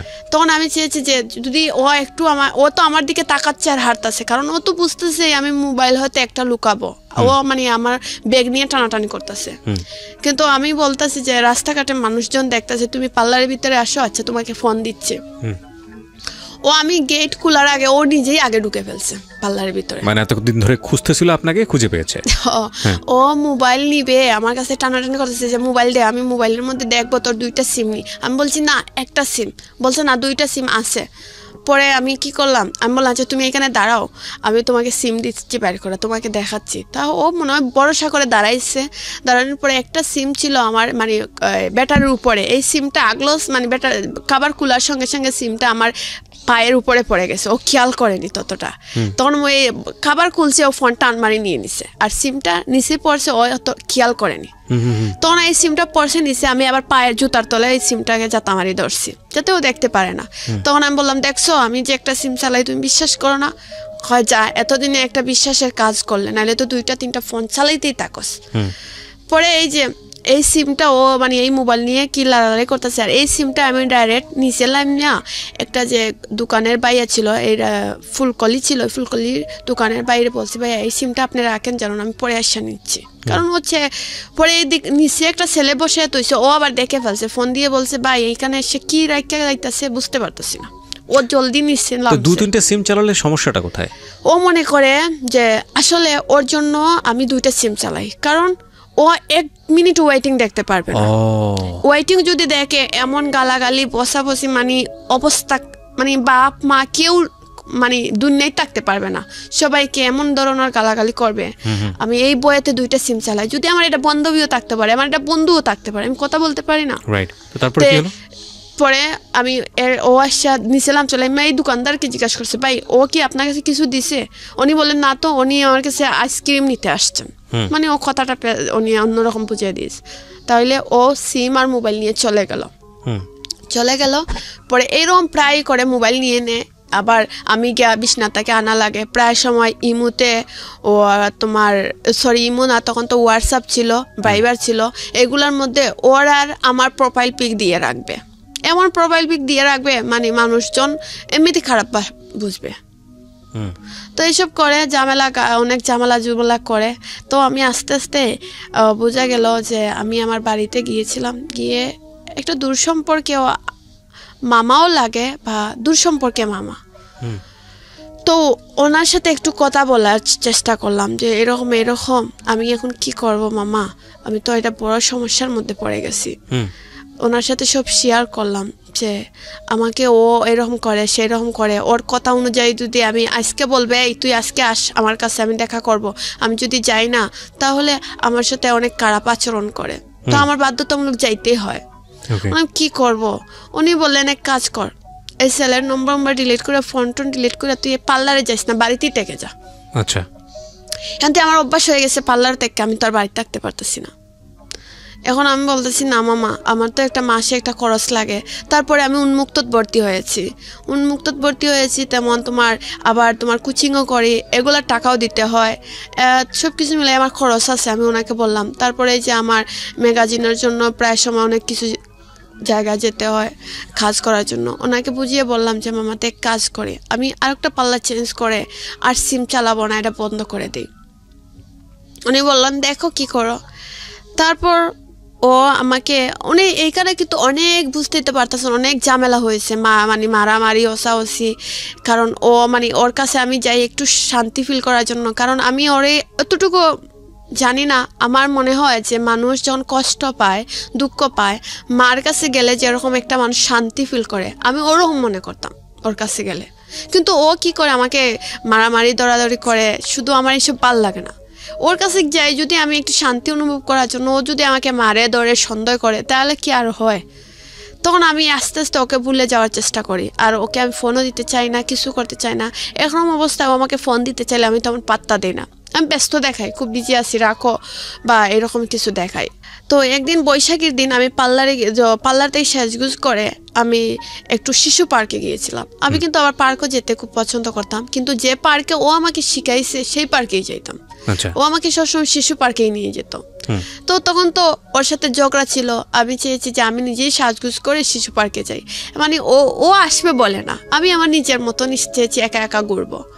তখন ওর সাথে আমার বেশি কথা হতো না। ও দেখতাম আমি যেসব মেয়েদের সাথে কথাবার্তা বলতাম ওদের সাথে ও সম্পর্ক করতো, কথা বলতো। তখন আমার মনে একটু খারাপ লাগতো যে ওর সাথে ওকে আমি ভালোবাসি আর ও অন্য মেয়েদের সাথে কথা বলে, এটা আমার নিজেরই খারাপ লাগতো। তখন আমি নিজে ওকে ভুলে যেতে চাচ্ছিও, কারণ আমি ওটা দেখতেছি ও আমার স্বপ্ন পূর্ণ হতে দিবে না, বলছে এইসব কাজ করতে পারবা না, বলছে তুমি এইসব কাজ করলে তুমি জানো পরিচালনা এই করে সেই করে সেই করে, মানে ফটোগ্রাফার হতে পারবা না, অভিনয় করতে পারবা না, বলছে ফটোগ্রাফার তো না, সরি মানে মডেলিং করতে পারবা না, হ্যাঁ, এবং হচ্ছে আমি যে আমার স্বপ্ন অভিনয় করবো এটাও পারবো না। ও বলছে যে এইসব করলে ছেলেরা এই করে সেই করে, তুমি কি এটা পারবা করতে? আমি কই আমার স্বপ্ন পূরণের জন্য আমি সব পারবো। কিন্তু ও আমাকে যেরকম প্রশ্ন করছে আমি উত্তর দিয়েছি এরকম, কিন্তু ও আসলে মাইন্ডে নিয়ে নিছে। তো ও বলতো বুঝতে পেরেছি। তো ও আমাকে মানে প্রায় সময় আমার মুখের মধ্যে নৌকের স্পট ফেলে দিত খামসি মেরে, মানে যাতে করে আপনার চেহারায় একটা স্পট তৈরি হয়, এবং স্পট তৈরি হলে যাতে আপনি অভিনয় করতে না পারেন। প্রায় সময় গালের মধ্যে খামসি দিয়ে আমার গালটা মানে খুব বিড়ালের ঠ্যাঙ্গের মতন আশ্রা হয়ে যেত। তো আমি এইসব ভাবনা হয়তো ও মানে ডং আমি আসলে এরও সিরিয়াস ভাবে ভাবিনি যে ও আসলে কি চাচ্ছে, এটা আমি বুঝতেই পারিনি। ও আমাকে বললো যে সুমি এক কাজ করো তুমি। আমি বললাম হ্যাঁ বলো। বলে যে তুমি আমার কথা মতো চলবা। আমি বললাম তোমার কথা মতো তো চলতে আজ বয়স আমার হয়ে যাচ্ছে 15 গিয়ে 16, আর কি শুনবো? বললো না এখন সিরিয়াসলি কথা হয়েছে যে তুমি যদি আমার কথা শুনো আমার মতন চলতে হইবে, কি যে আমি যেটা বলবো সেটা ওয়েটিং থাকতে পারবা না, ফোনে কথা বলতে পারবা না, আমি যখন ডাকবো তুমি দৌড় মারে চলে আসবা, এইরকমই। আমি তো চলে আসি। ও আমাকে ডিল করছে প্রতি মাসে 3 মাস পর ওর সঙ্গে আমি গিয়ে থাকবো। এটা কি সম্ভব বলেন? প্রতি মাসে 3 মাস পর ওর সঙ্গে গিয়ে আমি কীভাবে থাকবো? আমি তো চাকরি করি না, পড়ছে না, এরকম থাকতেই হবে। তারপর ভাবলাম আমিও ওর কথা ফেলে দিতে পারবো না, কারণ ওকে আমি খুব ভালোবাসি। আর ওকে যতটুকু ভালোবাসি তার চেয়ে আমার মনে হয় যে আমি যখন কষ্ট পাই দুঃখ পাই ওর সাথে কথা বললে বা ওর কাছে বসলে আমার লাগে সব দুঃখ কষ্ট দূর হয়ে যায়। তো এরকম ওর কথাটাও আমি রাখি, যতই ঝগড়া চাকরি হোক রাখি। এক সময় ওর ডাকলেই আমি যাইতাম না, আমি বলতাম না আমার ম্যাডামে দিচ্ছেন না, এইসব করে বাহানা দেখাইতাম, কারণ আমি যাইতে চাই না। এখন ও কি করলে না আস্তে আস্তে বুঝতে পারলো যে আমি ওর সঙ্গে আর নাই। ও আমাকে বিভিন্নভাবে মানে টর্চারিং শুরু করে, রাস্তাঘাটে অনেক অপমান, অনেক কিছু, যা আমি নিজে চেয়েছিলাম যে আমি যদি পারতাম মরেই যেতাম, সব জায়গা যত পরিচিত অপরিচিত মানুষ আছে সবাইকে আমার সম্পর্কে বাজে বাজে কথা বলে, আমি এই ছিলাম, আমি সেই ছিলাম, আমি খারাপ ছিলাম, আমি ভালো মেয়ে না, আমি আর 10টা ছেলেদের সাথে এই করি সেই করি, অনেক কিছু। এইসব শুনতে শুনতে শুনতে শুনতে লাস্টে ভাবলাম যে আমি আমার জীবনটাকে ওর কাছ থেকে দূরে যত সরাইবো ততই আমার জন্য ভালো। সবাই যার কাছে বলি সবাই বলে এই ছেলে তোকে ভালোবাসে না, ও তোকে ইউজ করতেছে, ভালোবাসে এমন হয়। তো আমি সবাই বুঝাইলেও আমি সবার কথা ফেলে দিয়ে ওর কাছে চলে যেতাম, ওর কথাতেই চলে যেতাম। মানে আমার মনে হতো ওই আমাকে ভালোবাসে, হয়তো একটু শাসন করে, এইটাই। এই কথাগুলো খেয়াল রাখবেন প্রিয় শ্রোতা, এবং এটা যে কত এক্সট্রিম লেভেলে প্র্যাকটিস করেছে সেটাই হচ্ছে আজকের গল্পটা। হ্যাঁ, পরে আমি ভাবতাম ও হয়তো আমাকে খুব ভালোবাসে, এই জন্য আমি যদি ওর সঙ্গে একটা পার্কে যাই তো ও কি করতো, অন্য ছেলেরা যদি আমার দিকে তাকায় ও মনে করতো এই ছেলের সাথে আমার প্রেম আছে, কোনো হয়তো প্রেম ছিল, নাহলে তাকাবে কেন? ডাইরেক্ট ও ছেলে আমাকে বলবে এইখানে দাঁড়া আমি আসতেছি, এই ছেলেকে গিয়ে জিজ্ঞাসা করবে। উনি যদি আমাকে চিনে বলবে হ্যাঁ চিনি, না চিনলে তো আর বলবে না। উনি কি বললে না বললে সেটা জানি না, এসে আমাকে বলবে এই ছেলে বলছে কি জানোস, তোর সাথে সম্পর্ক ছিল, তোরা নিয়ে এই করছে সেই করছে, দেখ তুই কত খারাপ, বাদে এই নিয়ে যে জায়গায় যাবো ঝগড়া ঝাঁকড়ি। মানে এইসব করতে করতে লাস্টে আমি সত্যি যে ও আমাকে যে ভালোবাসে বা আমি যে ওকে ভালোবাসি সেই জিনিসটা উঠে যাচ্ছে। আমি এখন চাচ্ছি যে আমি শুধু এটা বলি যে ওর জীবন থেকে সরে গিয়ে আমি আমার জীবনটা নিজের মতন সাজাতে। কিন্তু ওকে কল না দিলে যেমন আমিও থাকতে পারি না, সারাদিন গেলে একবার না একবার আমার কল দিতে হয়। তখন আমি ভাবলাম আমি একটা ছেলের সাথে আমার একটু সম্পর্ক তৈরি হয়, ওর নাম ছিল স্বপন, ও যেন স্টুডিওর মালিক ছিল, সিলেটের বড় স্টুডিওর মালিক। আমি ওনাকে ফোন দিয়েছিলাম, উনি বলেছিলেন ওনার একটা স্টুডিও ব্যাগ ছিল, শপিং ব্যাগ, যেটা মডেল হিসাবে কাজ করতে হবে আমার। বলছেন যে আমার কিছু ব্যাগ বাইর হইবে দোকানের জন্য, তুমি এই ব্যাগের মধ্যে মডেল হিসাবে একটা শাড়ি, আমি তোমাকে শাড়িটা দিব, আর কীরকম কী করতে হবে সেটা আমি বুঝিয়ে, আর এটা মানে পাহাড়ের উপরে মানে সিনারিটা থাকবে, ছবিটা তুলবো। আমি বলছি আচ্ছা ঠিক আছে ভাইয়া। তাইলে বলছে যে মানে আমাদের সিলেটে যে মডেলটা যেরকম দাঁড়িয়েছিল ওনার ছবি দিয়েছে যে সেম এরকমই হতে হবে সব কিছু। তো আমি রাজি হয়েছি। এরকম করতে করতে ওনার সাথে একটু কথা বলতে আমি ওনার প্রতি একটু মানে বোঝা গেল যে ওনার প্রতি আমি একটু দুর্বল হয়ে যাচ্ছে। মানে উনি প্রায় সময় কল দিতেন রাতকে, যে তুমি কি করো, কেমন আসছো, খাওয়া দাওয়া করছো, এইরকমই। তো আমি এইসব কথা কথা বলতে বলতে যেরকম মানুষের এটা অবস্থা হয়ে যায়। তো ওর যে স্বপন নামে যে ছেলেটা, ওর সাথে কথা বলতে বলতে মনে তখন বোঝা গেল যে দুলু কল দিলে আর আমার ওর সাথে কথা বলতে ভালো লাগতো না। আচ্ছা, তখন আপনি বেসিক্যালি স্বপনের প্রতি একটা ইমোশন তৈরি হচ্ছে। হ্যাঁ, তো ওই স্বপনের দোকানে আমি যাওয়া আসা করতাম ডিউটির পরে। আমি সকালে যখন ডিউটিতে যাইতাম ওর দোকানটা কিন্তু ফেলে রেখে, মানে ওর দোকানটা রাস্তার মধ্যে ক্রস করে যেতে হয়, আসতেও ওর দোকানটা ক্রস করে আসতে হয়, যাওয়া আসা ওর দোকানের নিচ দিয়ে যেতাম আমি। তো যে বেশিরভাগ যখন আসার টাইমে ওর দোকানে উঠে একটু কফি বা চাটা খেয়ে আসতাম। ওর দোকানে কাস্টমার অনেক থাকলে তো ছিল, না হলে গল্প করে চলে আসতাম, এরকমই। তো একদিন ও আমাকে অফার দিয়েছে, ও আমাকে খুব ভালোবাসে। তো আমি তো খুশি, কারণ ছেলে যে আমাকে ভালোবাসে। আমি ভাবছি মাঝে মধ্যে যে আমি যাকে পছন্দ করি, আমি তো বেশিরভাগ ছেলেদেরকে অফার করি, আমি পছন্দ করি। এখন থেকে এই ছেলে আমাকে ডাইরেক্ট অফার করলো, আমাকে পছন্দ করে, তাহলে তো খুব ভালো কথা। তো ছেলেটা শ্যামলা ছিল, কিন্তু ছেলে যে একটু প্রবলেম পায়ে ছিল সেটা কিন্তু আমি জানতাম না, কারণ ওকে সবসময় আমি বসাতে গিয়ে দেখতাম, ও বসতো ক্যাশে বসা ছিল। ওর পায়ে যদি প্রবলেম থাকে সেটা আমি কিভাবে বুঝবো? তো আমার সঙ্গে হাঁটতাছে না, ওর একটা পাও খাটো ছিল, একটা পাও লম্বা ছিল, এটা আমি জানি না। যাই হোক, ওকে আমি যতদিনও যাই ওকে মানে ক্যাশে বসে টাকা দেখি, ওইভাবে কথাবার্তা বলতাম, চলে আসতাম। ওর প্রতি আমার অনেক টান হয়ে গেল। আমি ওকে ফোন দিতাম, প্রায় সময় রাত ওকে ওয়েটিং দেখি। বললাম তুমি এত ওয়েটিং কিসের জন্য? বলে না, কাস্টমাররা রাতকে ফোন দেয়। আমি বলছি রাত 12টার পর কাস্টমাররা ফোন দেয়। বলে হ্যাঁ দিতেই তো পারে, দরকার থাকতে পারে না। আমি বললাম 1 দিন 2 দিনের জন্য প্রতিদিন রাত 12টা থেকে 3টা 4টা পর্যন্ত, মানে তখন ও আমাকে বলে না, আমরা বন্ধুরা 4-5 জন কনফারেন্সে ঢুকে গল্প করি। আমিও বিশ্বাস করছি হতে পারে। এরকম করে করে ওর সাথে হয়তো 1 বছরের মতন হয়ে গেল। কিন্তু ও যে ইন্দু এটা আমি জানতাম না, ওর যে পাওয়ার সমস্যা সেটাও আমি জানতাম না, কারণ ওকে নিয়ে কোনোদিন আমি কোথাও ঘুরতেও যাইনি, জাস্ট খালি এই দোকানেই দেখা হতো।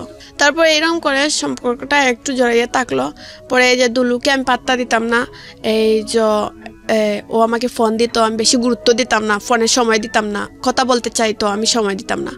এরকম করে একদিন আমাকে এই দিন দুলু, আমি যে পাল্লায় চাকরি করি, আমাকে বললো তুমি কোথায় চাকরি করো? আমি বললাম কেন, শাহজালাল ওকে বলিনি। বলছি কেন? বললো না, তোমার জন্য কিছু আমাদের বাগান থেকে আম, লেসু আর বুবি এগুলা নিয়ে আসছিলাম, তুমি যদি খাও তাহলে দিব। আমি বললাম তো এক কাজ করো, তুমি এই যে ব্রিজ আছে যে দক্ষিণ তোমার সিলেটের একটা তোমার সুরমা নদী ব্রিজ আছে, এই ব্রিজে এইখানে তুমি থাকো, আমি তোমাকে 3 ব্রিজের নিচ থেকে এসে নিব না। বললো তো ঠিক আছে।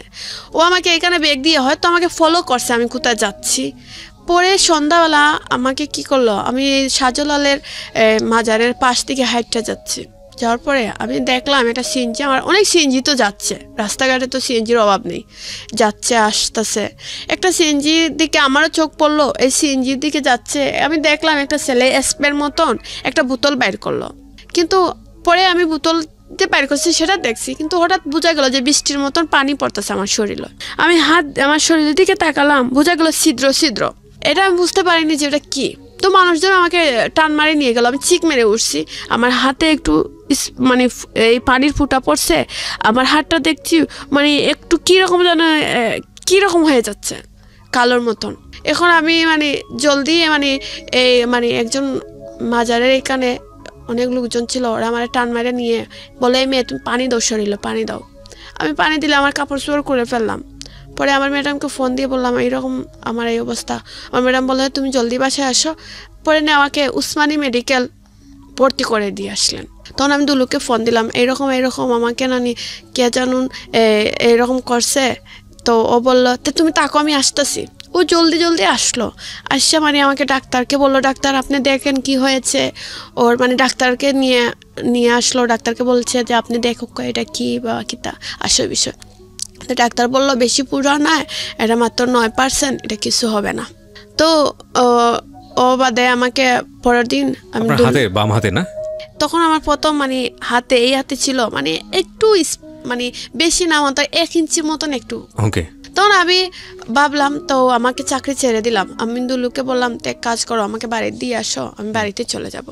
ও বললো তো ঠিক আছে তুমি বাড়িতেই চলে যাও। এই রমজান মাস ছিল, আমি ভাবলাম তো বাড়িতেই তাকে রমজান মাস বাড়িতে ছিলাম।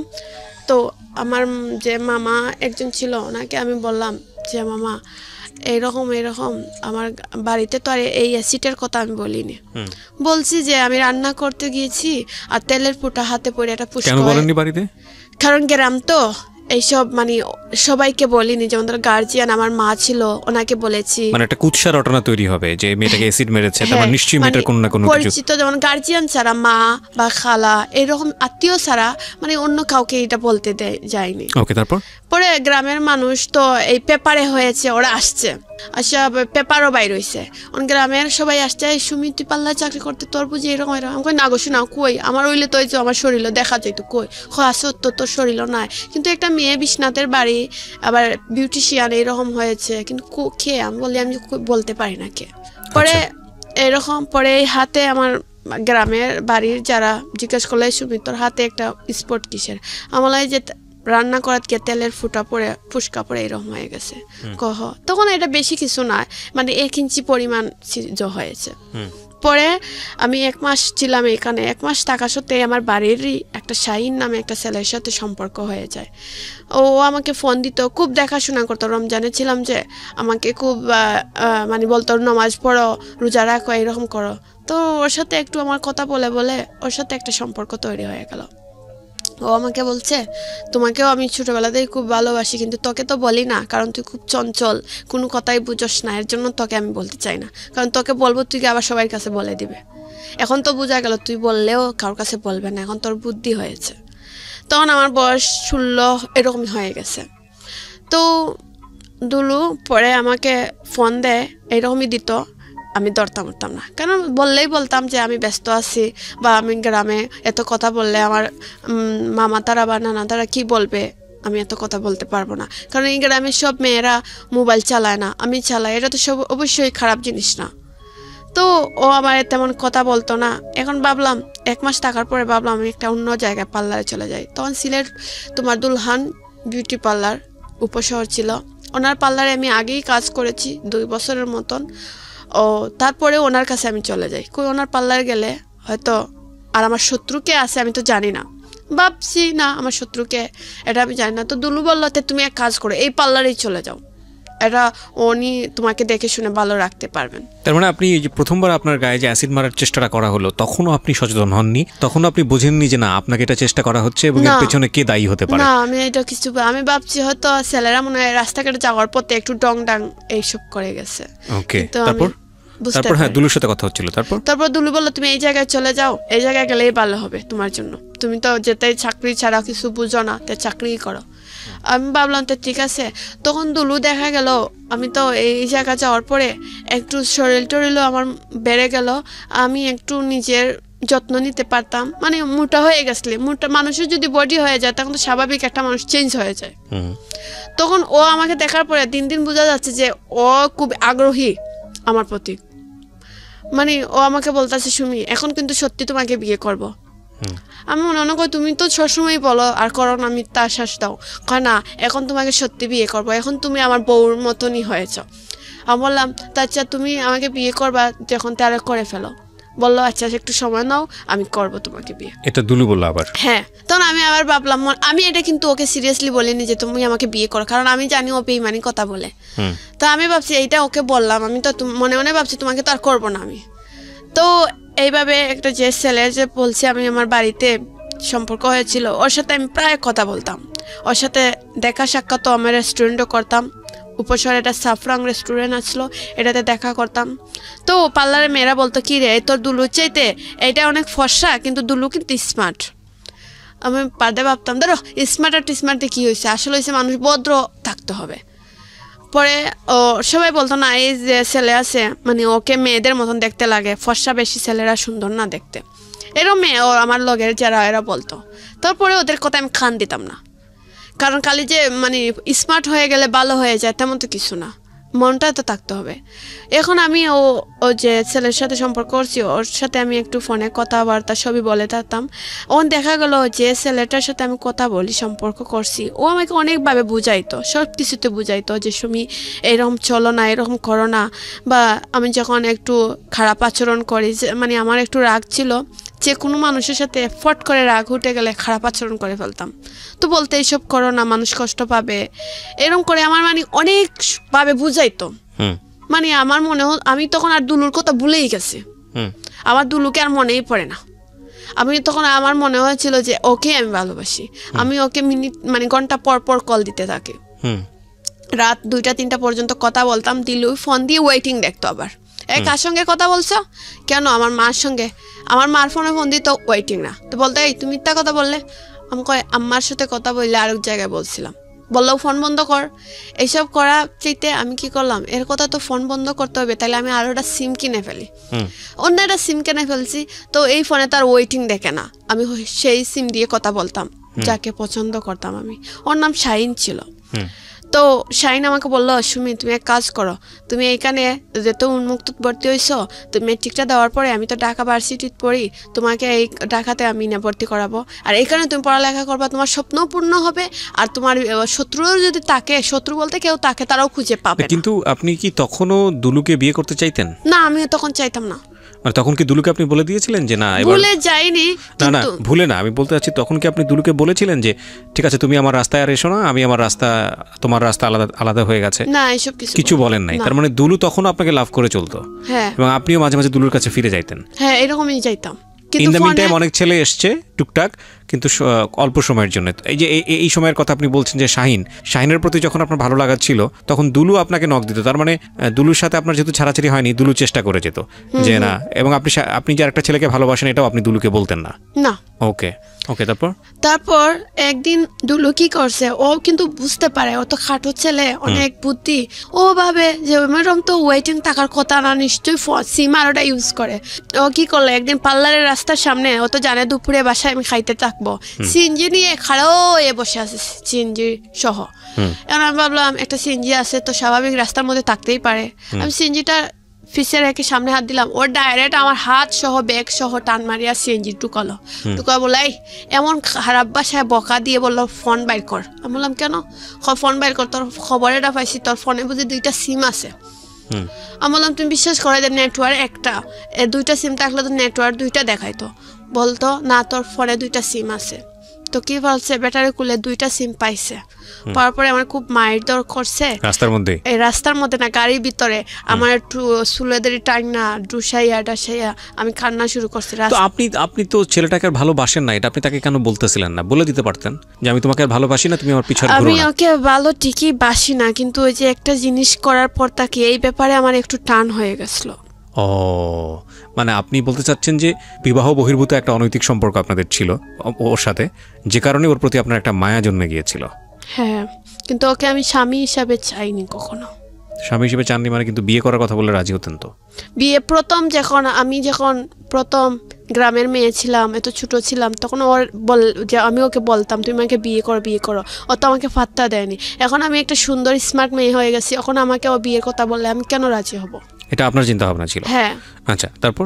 ও সিএনজির মধ্যে আমাকে অনেক মারধর করলো, করার পরে আমাকে বলে লাম ফোন নিয়ে গেছে নিয়ে তখন আমি ওকে সিএনজি দিলাম। আমি বলছি যা, অনেক খারাপ ভাষায় বকা দিয়ে বলছি যা চলে যা, তুই যে একটা খারাপ মেয়ে এটা আমি বুঝে বলছি বলে আমাকে লামাইয়ে দিয়ে আর ও ফোনটা নিয়ে চলে গেছে।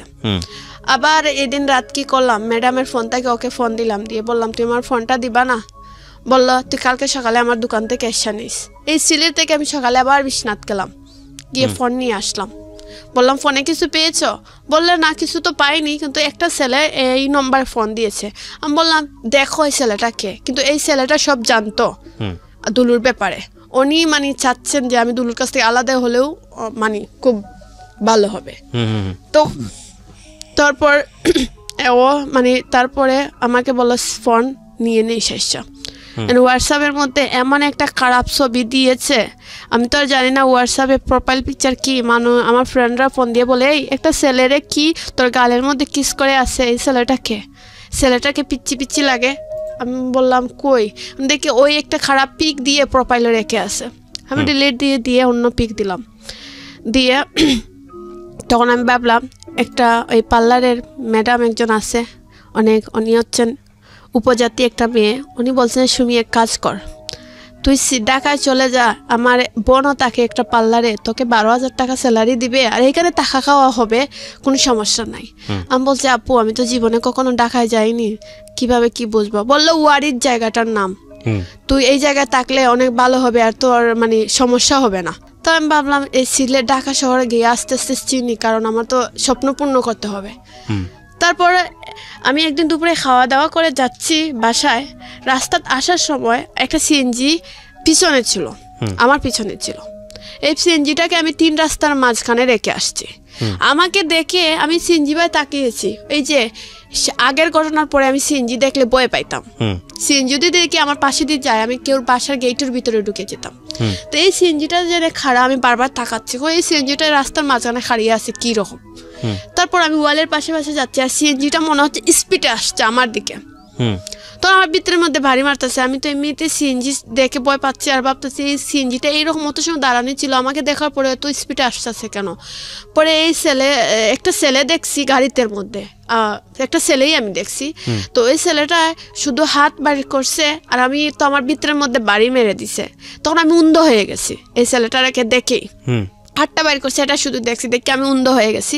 তখন আমি দেখছি কিছু পানি এই গেটের মধ্যে পড়ছে, গেটগুলোর রং ছুটে যাচ্ছে। তো আর আমার কিছু কাপড় পিছনে ছিদ্র হয়ে গেছে, আর আমার পিঠের মধ্যে একটু উন্না ভিজে পিসটা একটু ফুলে আছে। আমি কি করছি, তাড়াতাড়ি গিয়েছি পার্লারের ভিতরে, গিয়ে সবাইকে কান্না করে বলছি এইরকম আমি আসার সময় কি হয়েছে। সবাই মানে বলতেছে তোর সাথে কোনো শত্রু লেগে গেছে, তুই এক কাজ কর তাড়াতাড়ি, তুই সিলেটও থাকতে পারবে না, তুই কর মানে তোর বাড়িতেই চলে যা। তার মানে সেকেন্ড টাইমও আপনাকে অ্যাসিড মারতে গিয়ে তারা সফল হয়নি? হ্যাঁ। ওকে। তারপর ম্যাডামকে বলছি ম্যাডাম আমি চলে যাব। আমি তখনও আপনি সন্দেহ করছিলেন না যে কে এই কাজটা করতেছে? না। তখন একটা ছেলে আমাকে রং নাম্বারে ফোন দিয়ে অনেক হুমকি দিত, প্রায় মাঝে মধ্যে দিত ফোন, 1 মাস 2 মাস পরে হুমকি দিত, বলতে এই মেয়ে তুই আমার সঙ্গে যদি প্রেম করস না তোকে আমি দইরা নিব, সেই করব। আমি মানে মাঝে মধ্যে ওই ছেলেকে সন্দেহ করতাম, ভাবতাম ও ছেলে আমাকে হুমকি দে, তাহলে এইটাই মনে হয় কাজ করে। তো আমি দুলুকে বলতাম, দুলু একটা ছেলে মাঝে মধ্যে আমাকে না এরকম ট্রেড দেয়, আমাকে রাস্তা থেকে দৌড়া নিবে, এই করবে সেই করবে। বলে আচ্ছা এই ছেলের নম্বরটা দিস। আমি বললাম আচ্ছা। তো পার্লার ছেড়ে দিব আমি জানুয়ারির 1 তারিখ, আর আছে মাসের 15 দিনের মতন। একদিন সকাল আমি পার্লারে আসছি, যে পার্লার তো সকালেই খুলি, একটা ছেলে আমার পার্লার খোলার 2 মিনিট পরে ঢুকছে পার্লারের ভিতরে। ঢুকে বলতেছে, একটা মগ ছিল টিয়া কালারের মগ হাতে। তো ওই ছেলেটা ঢুকছে, কারণ আমি ভাবলাম, আমি গ্লাসে দিয়ে চাইয়া দেখতেছি পিছনে ছেলেটা, মানে ছেলেটা হয়তো আমাকে দেখতে পারতেছে না, কিন্তু গ্লাসে দিয়ে চাইলে পিছনের সাইডে কি হচ্ছে দেখা যায় একটু, দরজার সামনটা। তো ছেলের হাতে টিয়া কালার মগিটা আমি দেখতে পারতেছি। ছেলে আমাকে ডাকতেছে, আপু একটু এই পার্লারের বিজনেস কাজটা আমাকে দেন। আমি বলছি, ভাই এই যে আপনার হাতের সামনে এইখানেও। আমি দেখতেছি ও হাতে নিয়ে আবার রেখে দিচ্ছে, রেখে দিয়ে বলতেছে খুঁজে পাচ্ছি না। তো আমার ভিতরের বয় হাত রেখে গেল, কই ওর চোখের সামনে, অথচ কার্ডটা হাতে নিয়ে আবার টেবিলে রেখে দে, বলে আপু পাচ্ছি না, আপনি দেন আসে। তো আমি বললাম, ভাইয়া সামনে দোকানে ম্যাডামের স্বামী বসে আছেন, ওনার কাছে যান, উনি দিবেন না। এই কথা বলতে ও দূরের স্পিডে বাইরে চলে গেল। তখন আমি আরও তো ভাবছি, অতটা চিন্তা করিনি যে কেন আসলো কেন গেল, কিন্তু মগটা আমি দেখছি। আমি আমার ম্যাডামকে বলছি যেদিন আমি ডিসেম্বর 22 তারিখ, এদিন আমাকে দুলু 3 দিন আগে আমার ফোনটা নিয়ে নিছিল রাস্তা থেকে, এইরকমই নিয়ে আমার ফোনে অটো রেকর্ড ফেলে রেখে দিয়েছিল। আধা ঘন্টার ভিতরে নিয়েছিল, আমার কাছ থেকে মারধর করে, আধা ঘন্টার পরে আবার এনে দিয়ে দিছিল। দিয়ে ও যে একদিন নিয়েছিল সিএনজির মধ্যে মারধর করে, এই দিন বুঝি অটো রেকর্ড লাগাইয়া গেছিল আমার ফোনে। আমি তো বলতে পারি না, বুঝতেই পারিনি। তো অতদিন যে কথা বলছি সবটা অটো রকেট হয়ে আসলো। অ্যাক্সিডেন্টের 2-3 দিন আগে এই ফোনটা আবার নিয়েছিল, নিয়ে সব কথাবার্তা শুনে আবার ফোন এনে দিয়েছে, দিয়ে বলছে, সুমি ভালো, খুব ভালো থাকো, মারছি মনে কষ্ট পাইও না। তো আমাকে সেদিন বলে, তোকে আমি একটা কথা বলি, তুই কি আমাকে সত্যি বিয়ে করবে? আমি বললাম, তুমি বিয়ে করবে আমাকে? বললো, হ্যাঁ করবো। তোকে আমি 5 দিনের সময় দিলাম, তুই রাজি হস কিনা আমার জানাইস। আমি তখন বলছি, তুমি কি আমাকে বাড়িতে নিবা? বললো, না বাড়িতে নিব না, তোমাকে বাসা ভাড়া দিয়ে রাখবো, লুকাইয়া বিয়ে করবো। আমি বলছি, বাড়িতে নিবা না, আবার লুকাইয়া করবা, তাই আমি তোমার সঙ্গে বিয়ে বসবো না। আরে যেদিন বাড়িতে নিতে পারবা সেদিন বললো সেদিনই বিয়ে করবো। তো বললো, মানে সে ওই কথায় রয়ে গেল, আমি ওই কথায় রয়ে গেলাম। ডিসেম্বরের রাত 8টার দিকে আমি একটু গোসল করেছি, আর গোসল করার পরে অটোমেটিক মনে হয়েছিল যে আমি সজাগের মধ্যে ঘুমিয়ে যাচ্ছি এরকম। তো আমার কাছে এই স্বপ্নের মধ্যে এই মগটাই আমি দেখতে পারতেছি, যে টিয়া কালারের মগ দোকানের ভিতরে নিয়ে ঢুকছিল, এই টিয়া কালার মগটা আমি ফাল মারি উঠছি। উঠার পরেও মানে আমি ভাবছি যে সবাই বোরকা টুরকা পরে বলছে দোকান লাগাই যাইবে, তো আমিও লাগাইয়া দিছি বোরকা লাগাইয়া, আমিও বাইরে আছি। তো আমার একটা মেয়ে ছিল, ও আমাকে খুব পছন্দ করতো, ও বলতে, সুমি আমার বাসায় আজকে থাকবে না। আমি বললাম, না বোন চলে যাচ্ছে, অন্যদিন থাকবো।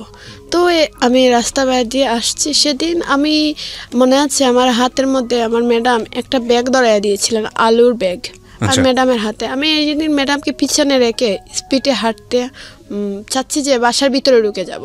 আমি পাগলের মতন আসতেছি যে বাসার ভিতরে ঢুকে যাব, এইভাবে ম্যাডামকে পিছনে রেখে গেটের সামনে আসছি। এসে আমার মুখে মেকআপ করা আসলো, মানে মাস্ক পরা ছিল, এটা খুলে ফেলে আমি গেটের ভিতরে ঢুকছি। পাশে আমি এই চোখটা আমার এই মগের দিকে চলে গেছে।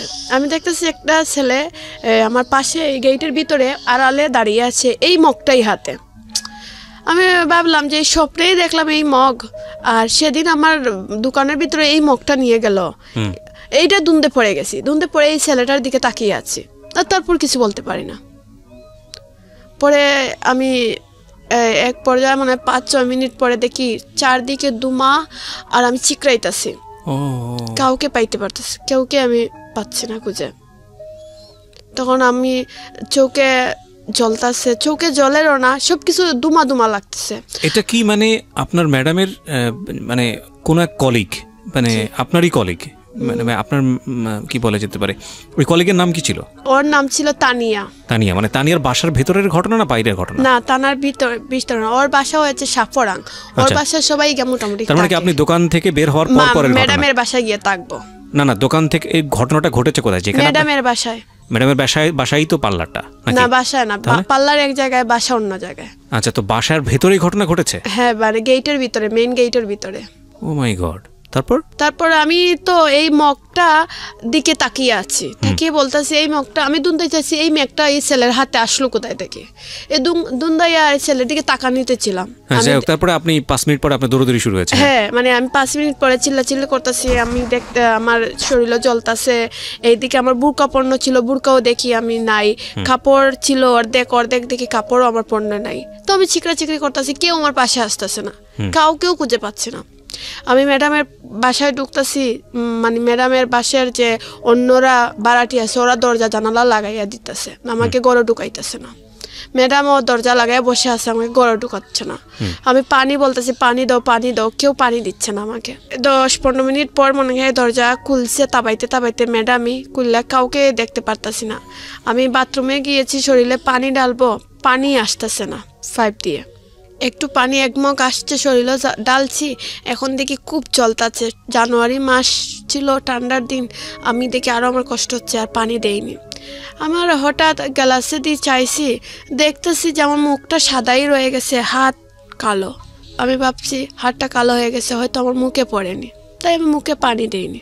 কিন্তু জ্বলা যন্ত্রণা করতেছে তো, কিন্তু কোন দিকে করতেছে এটা আমি ক্লিয়ার বুঝতে পারতেছি না। সাইড দিকে জ্বলতেছে, আলাদাভাবে বুঝতে পারছি না যে চোখে তো পড়েছে যে অ্যাসিড, আমি জীবনেও ভাবতে পারিনি। আমি ভাবছি আমার চোখ ভালোই আছে। আমাকে উসমানী মেডিকেল নিয়ে ভর্তি করা হয়। কে নিয়ে যায় আপনাকে মেডিকেলে? আমার এই যে ম্যাডামের স্বামী। তখন দুলুকে ফোন দেওয়া হয়েছে, আমার ম্যাডাম দুলুকে ফোন দিয়েছে। তো দুলু বলল আংটি আমি আসতেছি, দুলুও গেল। আমি যাওয়ার পরেও দেখি দুলু গেছে, আর শাহিনকে আমি ফোন দিয়ে বলছিলাম যে এরকম অবস্থা, শাহিন খাওয়াচ্ছিল, তখন শাহিনও চলে আসছে। তখন আমাকে ডাক্তার বললো, এতটুকু শুনছি যে তোমার শরীরে কি পানি ডালা হয়েছিল। সবাই বলছে, আমার ম্যাডামের স্বামী বলছে হ্যাঁ দেওয়া হয়েছে। পরে আমাকে ঘুমের মানে ওষুধ দেখলাম, বুঝতে পারলাম যে আমাকে সুইটুই দেওয়া হয়েছে। পরে আর আমি কিছু বলতে পারি না। পরের দিন সকালে থেকে আমার মা আসছেন, আমার চোখ মুখ ফুলা, মা কান্নাকাটি করতেছে, ড্রপ চোখে দেওয়া হচ্ছে।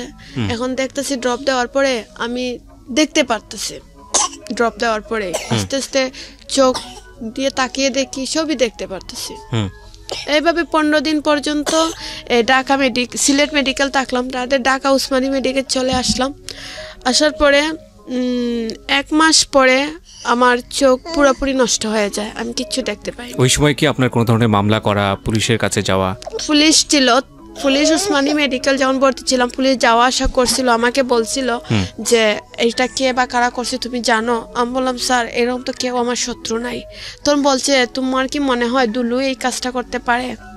আমি বললাম স্যার ও আমার বিপদ শুনে দৌড় মারিয়ে আসছে, ও কিভাবে করবে আপনি বলেন? ও কেন আসবে বলেন? ও তো দেখেন আমার যতটা বিপদ হয় এই সিলেট শহরে ওই পাশে এসে দাঁড়ায়। আমি মানে বিশ্বাস করতে পারি, মানে কল্পনা করেননি যে ওর দ্বারাই কাজ হয়। হ্যাঁ। পরে আমাকে পুলিশ বলতেছে, আমি পুলিশ তাদেরকে অনুরোধ বললাম যে স্যার আমি জীবনে কোনোদিন বিশ্বাস করবো না দুলু এই কাজ করতেই পারে না, আমি বিশ্বাস করি না। তখন পুলিশ তো তদন্ত করতেছে, আর আমাকে বলছে তোমাকে কোন নম্বরে বললা তোমাকে টের দেয়? তো 506 যেটা সেটা বলিনি, বলছি 509, বলছি এই নম্বরটাই। কিন্তু এটা ছিল দুলুর পার্সোনাল নম্বর, এই নম্বরে শুধু আমাকেই কল দিত, আমার ম্যাডামকে কল দিত। তো পুলিশ তো এই নম্বরটা বন্ধ, আবার কাকে খুঁজবে? বলতেছে এই নম্বর বন্ধ। এই নম্বর আবার আমার দুলুই পুলিশের গাড়িতে বসে আসামি খুঁজতেছে, কে বা কারা করলো খুঁজতেছে। পুলিশকে বলতেছে স্যার এই নম্বরে ডিস্টার্ব যখন করে থাকে তো শুনে বলছে এই ছেলেটা গাড়ি চালায়, গাড়ি স্টেশন যায়, মানে বিভিন্ন জায়গা পুলিশকে নিয়ে যাচ্ছে। কতদিন লেগেছিল এই যে কাজটা দুলু করেছে এটা বের করতে? প্রায় 15-20 দিনের মতন। বুঝলো কিভাবে যে দুলু এই কাজটা করেছে? পুলিশ বললো, আমাকে মেডিকেল পুলিশ বলছে প্রথমই বুঝতে পেরেছে। পুলিশ স্যার যে উনি সুবিত্র নাম ছিল, উনি আমাকে বলছেন যে সুমি আমি প্রথমই বুঝতে পেরেছি, কিন্তু দেখলাম এখন যদি ওকে আমি ধরে ফেলি তোমার দৌড়াদৌড়িটা কে করবে? ওই যে ওষুধ বা ডাকায় নিয়ে এসব যাওয়ার মতন তো দেখছি লোক নাই। ভাবছি তোমাকে এটা দিক লাগাও, তারপর এটার আমি ধরবো। পরে ও আমাকে ঢাকা মেডিকেল নিয়ে গেল, আমার মা সহ ও দুলুও গেল আমাদের সঙ্গে নিয়ে ঢাকা মেডিকেল ভর্তি করে চলে আসলো। 3 দিন পরেও আসার কথা ছিল ঢাকা মেডিকেল, আসতেছে না। পরে শুনি একটা পেপারে বার হইছে যে দুলু আমাকে অ্যাসিড দিয়েছে। পার্লারে মেয়েরা ফোন দিয়ে বলছে এই এরকম এরকম, আমি বিশ্বাস করিনি। কিন্তু ওই যে স্যার উনিও আমাকে বলেন না, ওনাকে ফোন দিয়ে বললাম যে স্যার এইরকম অবস্থা বুঝি, বললো হ্যাঁ সুমি ওই করছে। আমি বলছি না স্যার এটা মিথ্যা কথা, ও করতেই পারে না। বলছেন ও করছে আমি প্রথমে বুঝছি কিন্তু তোমাকে বুঝতে দেয়নি, আর এখনো ও করেছে এটাই সত্য। তখন আমি বিশ্বাস করিনি, কারণ আমি বিশ্বাস করিনি, একদম করিনি। আমি ভাবছি পুলিশরা হয়তো ওকে জুড়ে যাতে এইসব করাচ্ছে। পরে এরকম করে ও জেলেই ছিল প্রায় 2 বছর পর্যন্ত। আচ্ছা, ও স্বীকার করেছে পুলিশের কাছে? হ্যাঁ, ও নিজেই স্বীকার করেছে। 5 জন আসামি মিলে ও বলেছে যে স্যার ও নিজেই দিতে চেয়েছিল অ্যাসিডটা, ওর পায়ে পড়েছে। ও মানুষ দিয়ে দেওয়ার আগে নিজে ট্রাই করেছিল যে সিএনজি থেকে আবর হয়ে ও চেহারাটা যেভাবে আমি দেখতে পাই না সেইভাবে ও আমাকে অ্যাসিড দিবে কিন্তু সিএনজিতে কাপড়ে বাড়ি খাইয়া ওর পায়ে পড়েছে, সিএনজির ফুট জ্বলেছে, আমার উপরে পড়েনি। কিন্তু এই ব্যাপারটা আমি জানতাম না, পুলিশ বলেছে, আর ও নিজেই স্বীকার করেছে। বলছে তারপরে একটা ছেলে 15,000 টাকা দিবে বলে একটা ছেলেরে কন্ট্যাক্ট করে এই কাজ করছে। ওই সেই দুলুই, ওই আপনার হচ্ছে ওই যে সবুজ মগ ধরে যে ছেলেটা কাজটা করে, টিয়া কালার মগের, যেটা মোটামুটি 3বার চেষ্টা করে ও এই কাজটা করেছে। হ্যাঁ, প্রথমবার যে ও নিজে চেষ্টা করেছে, প্রথমবার 2 মানুষ 3 নম্বর বার বুঝি ও নিজে চেষ্টা করার পরে ওর পায়ে পড়েছে। আমাকে ছবিটা ইমুদ দিছে, আমি বলছি তোমার পায়ে ব্যান্ডেজ কি? বলছে আমি মোটর বাইক অ্যাক্সিডেন্ট করেছিলাম। তো আমি এত গুরুত্ব নেইনি, কারণ আমি দেখতেও যাইনি, কারণ আমার যাওয়ার ইচ্ছুক নয়। এই আমার অ্যাক্সিডেন্টের 7 দিন আগে তখন শুনেছি পুলিশের কাছ থেকে ও নিজেই দিতে চেয়েছিল। তখন আমি ওর চেহারাটা দেখে ফেলবো দেখে ও আবর হয়ে গিয়ে চাইছিল শুধু হাত দিয়ে আইডিয়ার উপর দিবে। তখন এই মানে একটা খাফে বাড়িকে ওর পায়ে পড়ে যায় আর সিএনজির ফুট পুড়ে যায়। যে ছেলেটাকে ভাড়া করেছিল ওকে 15,000 টাকা দিয়েছিল, হ্যাঁ, ওই ছেলেটাকে দ্বিতীয়বার চেষ্টাটাও করে, মানে আপনার সেকেন্ড টাইম চেষ্টা হয় তখন আপনার কাপড় চোপড় পুড়ে যায়। ওই সেকেন্ড টাইমও কি ও চেষ্টা করেছে নাকি অন্য ছেলেকে দিয়ে করেছে? হ্যাঁ। আচ্ছা, তারপর পরে ওকে ধরে ফেললো। পরে মোটামুটি 2 নম্বর আসামিকেও ধরে ফেললো পুলিশ। ধরে ফেলে আমার দুলুকে বলছে যা তুই যে ধরা খাইছো 2 নম্বর আসামিকে বল আর একটা কাজ করবে, সেই কাজটাও তুই করতে হবে ওকে। 2 নম্বর আসামি মানে যাকে দিয়ে কাজটা করাইছে এই ছেলেটা, কারণ ওকে তো পুলিশ ধরতে পারতেছে না। রাইট। তখন পুলিশ বুঝি বলছে যে আমার দুলুকে যে তুই যে ধরা খাইছো তো এইসব কিছু বুঝতে দিস না। আমি তো এইসব কিছু জানি না, আমি মেডিকেল ছিলাম, শুধু পুলিশ বললো এইসব শুনে আমি আমার মতন চিকিৎসা নিচ্ছি। ডাক্তার বলছে আমি বাঁচবো না, আমার মাকে বলছে এই পেশেন্ট বাঁচানো যাবে না, অনেক পুরা হয়ে গেছে, প্রায় 72% এই রোগী সম্ভবই না বাঁচানি, তোমরা দেশে নিয়ে আল্লাহ আল্লাহ করে ভালো মন্দ খাওয়াই দাও। তো আমার মা আর কিন্তু আমি দেখেছি আমি পুড়ে গেছি ঠিকই, জ্বালা যন্ত্রণা অনেক হতো, কিন্তু আমার সবসময় মনে হতো যে আমি সব কিছু বুঝতে পারতাম, মানে আমার ফুসবুদ্ধি সবই ছিল। তখন আমার মা আমাকে কান্নাকাটি করতেছে আর আমার এইসব দেখে কান্নাকাটি করতেছে। আমার মা বলে আচ্ছা আমার মেয়ে যদি মরে যায় তো মরেও যাবে, আপনারা অপারেশনটা করেন। তখন 2 মাস পরে আমার অপারেশন হয়, সার্জারিং করা হয়। আপনার স্কিনে অপারেশন হয়? হ্যাঁ, আমার স্কিনে সার্জারিং করা হলো। তখন ডাক্তার সার্জারিং করার পরেও মোটামুটি আমি সুস্থ, খাওয়া দাওয়া হাঁটা পড়া করতে পারতাম। কিন্তু মিন টাইম কি চোখটা নষ্ট হয়ে গেছে? হ্যাঁ, 2টা চোখই আমার নষ্ট হয়ে গেছে। তো পরে ডাক্তার বললো যাক মেয়েটার হায়াত আছে। তারপরে আমি এসিড সাবাবাই ফাউন্ডেশন চলে আসি। হ্যাঁ, আসার পরে দুলু তখনও জেলে? হ্যাঁ, তখনও জেলে। আপনার মামলাটা কি আপনি করেছিলেন নাকি পুলিশ বাদী হয়ে? পুলিশ বাদী হয়, আমার মাকে নিয়ে মামলাটা করেছে। আচ্ছা, তো আপনার মামলাটা হয়েছিল কত সালে? 2014 ডিসেম্বরের 22 তারিখ, মানে 15 সালেই। আর অ্যাসিড নিক্ষেপ করা হয়েছিল কত সালে? 2014 ডিসেম্বরের 22 তারিখ। মামলা ওই 22 তারিখই হয়েছে? না, 22 তারিখ না, পুলিশ বলছে 15 মানে 5 তারিখ থেকে, 15 সালের 5 তারিখ থেকে মামলাটা হয়েছে। 15 সালের কত মাসের 5 তারিখ? 2015 জানুয়ারি মনে হয় কি তারিখে এটার মামলা। তো আপনি অ্যাসিড ভিকটিম হয়েছেন কত সালে? আমি 2014 ডিসেম্বরের 22 তারিখ আমাকে। ওকে, তারপরে 2015 সালের প্রথম দিকে এসে মামলাটা হয়েছে? হ্যাঁ, ঠিক আছে। তারপরে মানে ও দুলু জেল হয়েছিল। এইভাবে আমি মেডিকেল মোটামুটি চলাফেরা খাওয়া দাওয়া করতে পারতাছি, মোটামুটি সুস্থ। কিন্তু আমার চোখের ডাক্তারের জন্য বারবার বিভিন্ন জায়গায় যাচ্ছে, কিন্তু ডাক্তাররা কোনো আশ্বাস দিচ্ছে না আমার চোখ ভালো হবে। বলছে এই চোখ পুরাই নষ্ট হয়ে গেছে, কি করার বাবা, কিছু করণীয় নাই। পরে লাস্ট ডাক্তার বললো তো একটা দেশের বাইরে গিয়ে একবার চেষ্টা করে দেখতে পারো। পরে আমার চেন্নাই যাওয়া হলো। চেন্নাই কি আপনাকে ফান্ড করেছিল কে? এটা বাইরের ডিস্ট্রিক্ট থেকে কিছু গেস্ট আসছিল, ওদেরকে আমি কান্নাকাটি, এটা অ্যাসিড সার্ভাইভার ফাউন্ডেশন থেকে। হ্যাঁ, ও এখানে আসলে মানে কিছু বেশি মানে কিছু আসছে ফান্ড দেয় রোগীরাদেরকে। ওই ফান্ড থেকে আপনি চেন্নাই গেলেন ট্রিটমেন্টের জন্য? হ্যাঁ, একটা মানে ভিজিটার ছিল, আমাকে ফান্ড দিয়েছে আমার অবস্থা বুঝে, যে আমি চোখের জন্য যারা আসতাম কান্নাকাটি করতাম যে আমার চোখ চাই, পৃথিবীতে আর কিচ্ছু না। তো কিছুটা মানুষের হয়তো দয়া লেগেছে, আমাকে চেন্নাই যাওয়ার মতন একটু কিছু টাকা এই মেডিকেল দিয়েছে, এর জন্য ওরা নিয়েছে। তো ও জেলও 2 বছরের মতন থেকে গেল। পরে একদিন আমার মা কোর্ট থেকে আসলো আমার সাক্ষী নিবে, তো আমার মা গেছে সাক্ষী দিবে। পরে আমাকে বলল জজ সাহেব যে তুমি আগামী মাসে এসে দিও, সময় খুবই কম। আমার মা সাক্ষী, পরে আমার সাক্ষীটা নিল না। পরে ও আমাকে বলল, ডাক মারি নিয়ে গেল, দুলু ডাক দিল, এইদিকে আস। কোর্টের ভিতরে? হ্যাঁ, কোর্টের মানে যখন ওকে নিয়ে যাচ্ছে কোর্ট থেকে, যে আলাদা একটা জায়গার মধ্যে রাখে না, কোর্টে গেলে আমার পরে একটা রুমে না রাখে, যে এই রুমের মধ্যে ওকে নিয়ে যাচ্ছে। তো যে পুলিশরা ওরা নিয়ে যাচ্ছে, ও আমাকে ডাকতেছে। তো এই যে মনে পুলিশ ভাইকে বলছে একটু দাঁড়া করেন, দাঁড়া করছে। পরে বলছে, সুমি তোকে তখন আমি ভালোবাসি, তুই আমার বিরুদ্ধে সাক্ষী দিবে? তো এইসব কথা বললো আমি তোকে খুব ভালোবাসি। তো এইসব বলার পরে আমার মনটা মনে হয় দুর্বল হয়ে গেল। আমি ভাবলাম ও আমাকে খুব ভালোবাসে। আসলে কি বলেন আপনি? মানে এটা রূপ কথা তো কেউ হার মানাচ্ছে। একটা লোক আপনার জীবন শেষ করে দিয়েছে, আপনি চোখে দেখছেন না কিছু, সে আপনাকে কোর্টের মধ্যে ডাকলো আর আপনি তখনও দুর্বল হয়ে গেলেন। আসলে আমি ওকে, হয়তো এটা সত্য, জীবনে কোনোদিন স্বামী হিসাবে কখনো চাইনি আমি মন থেকে।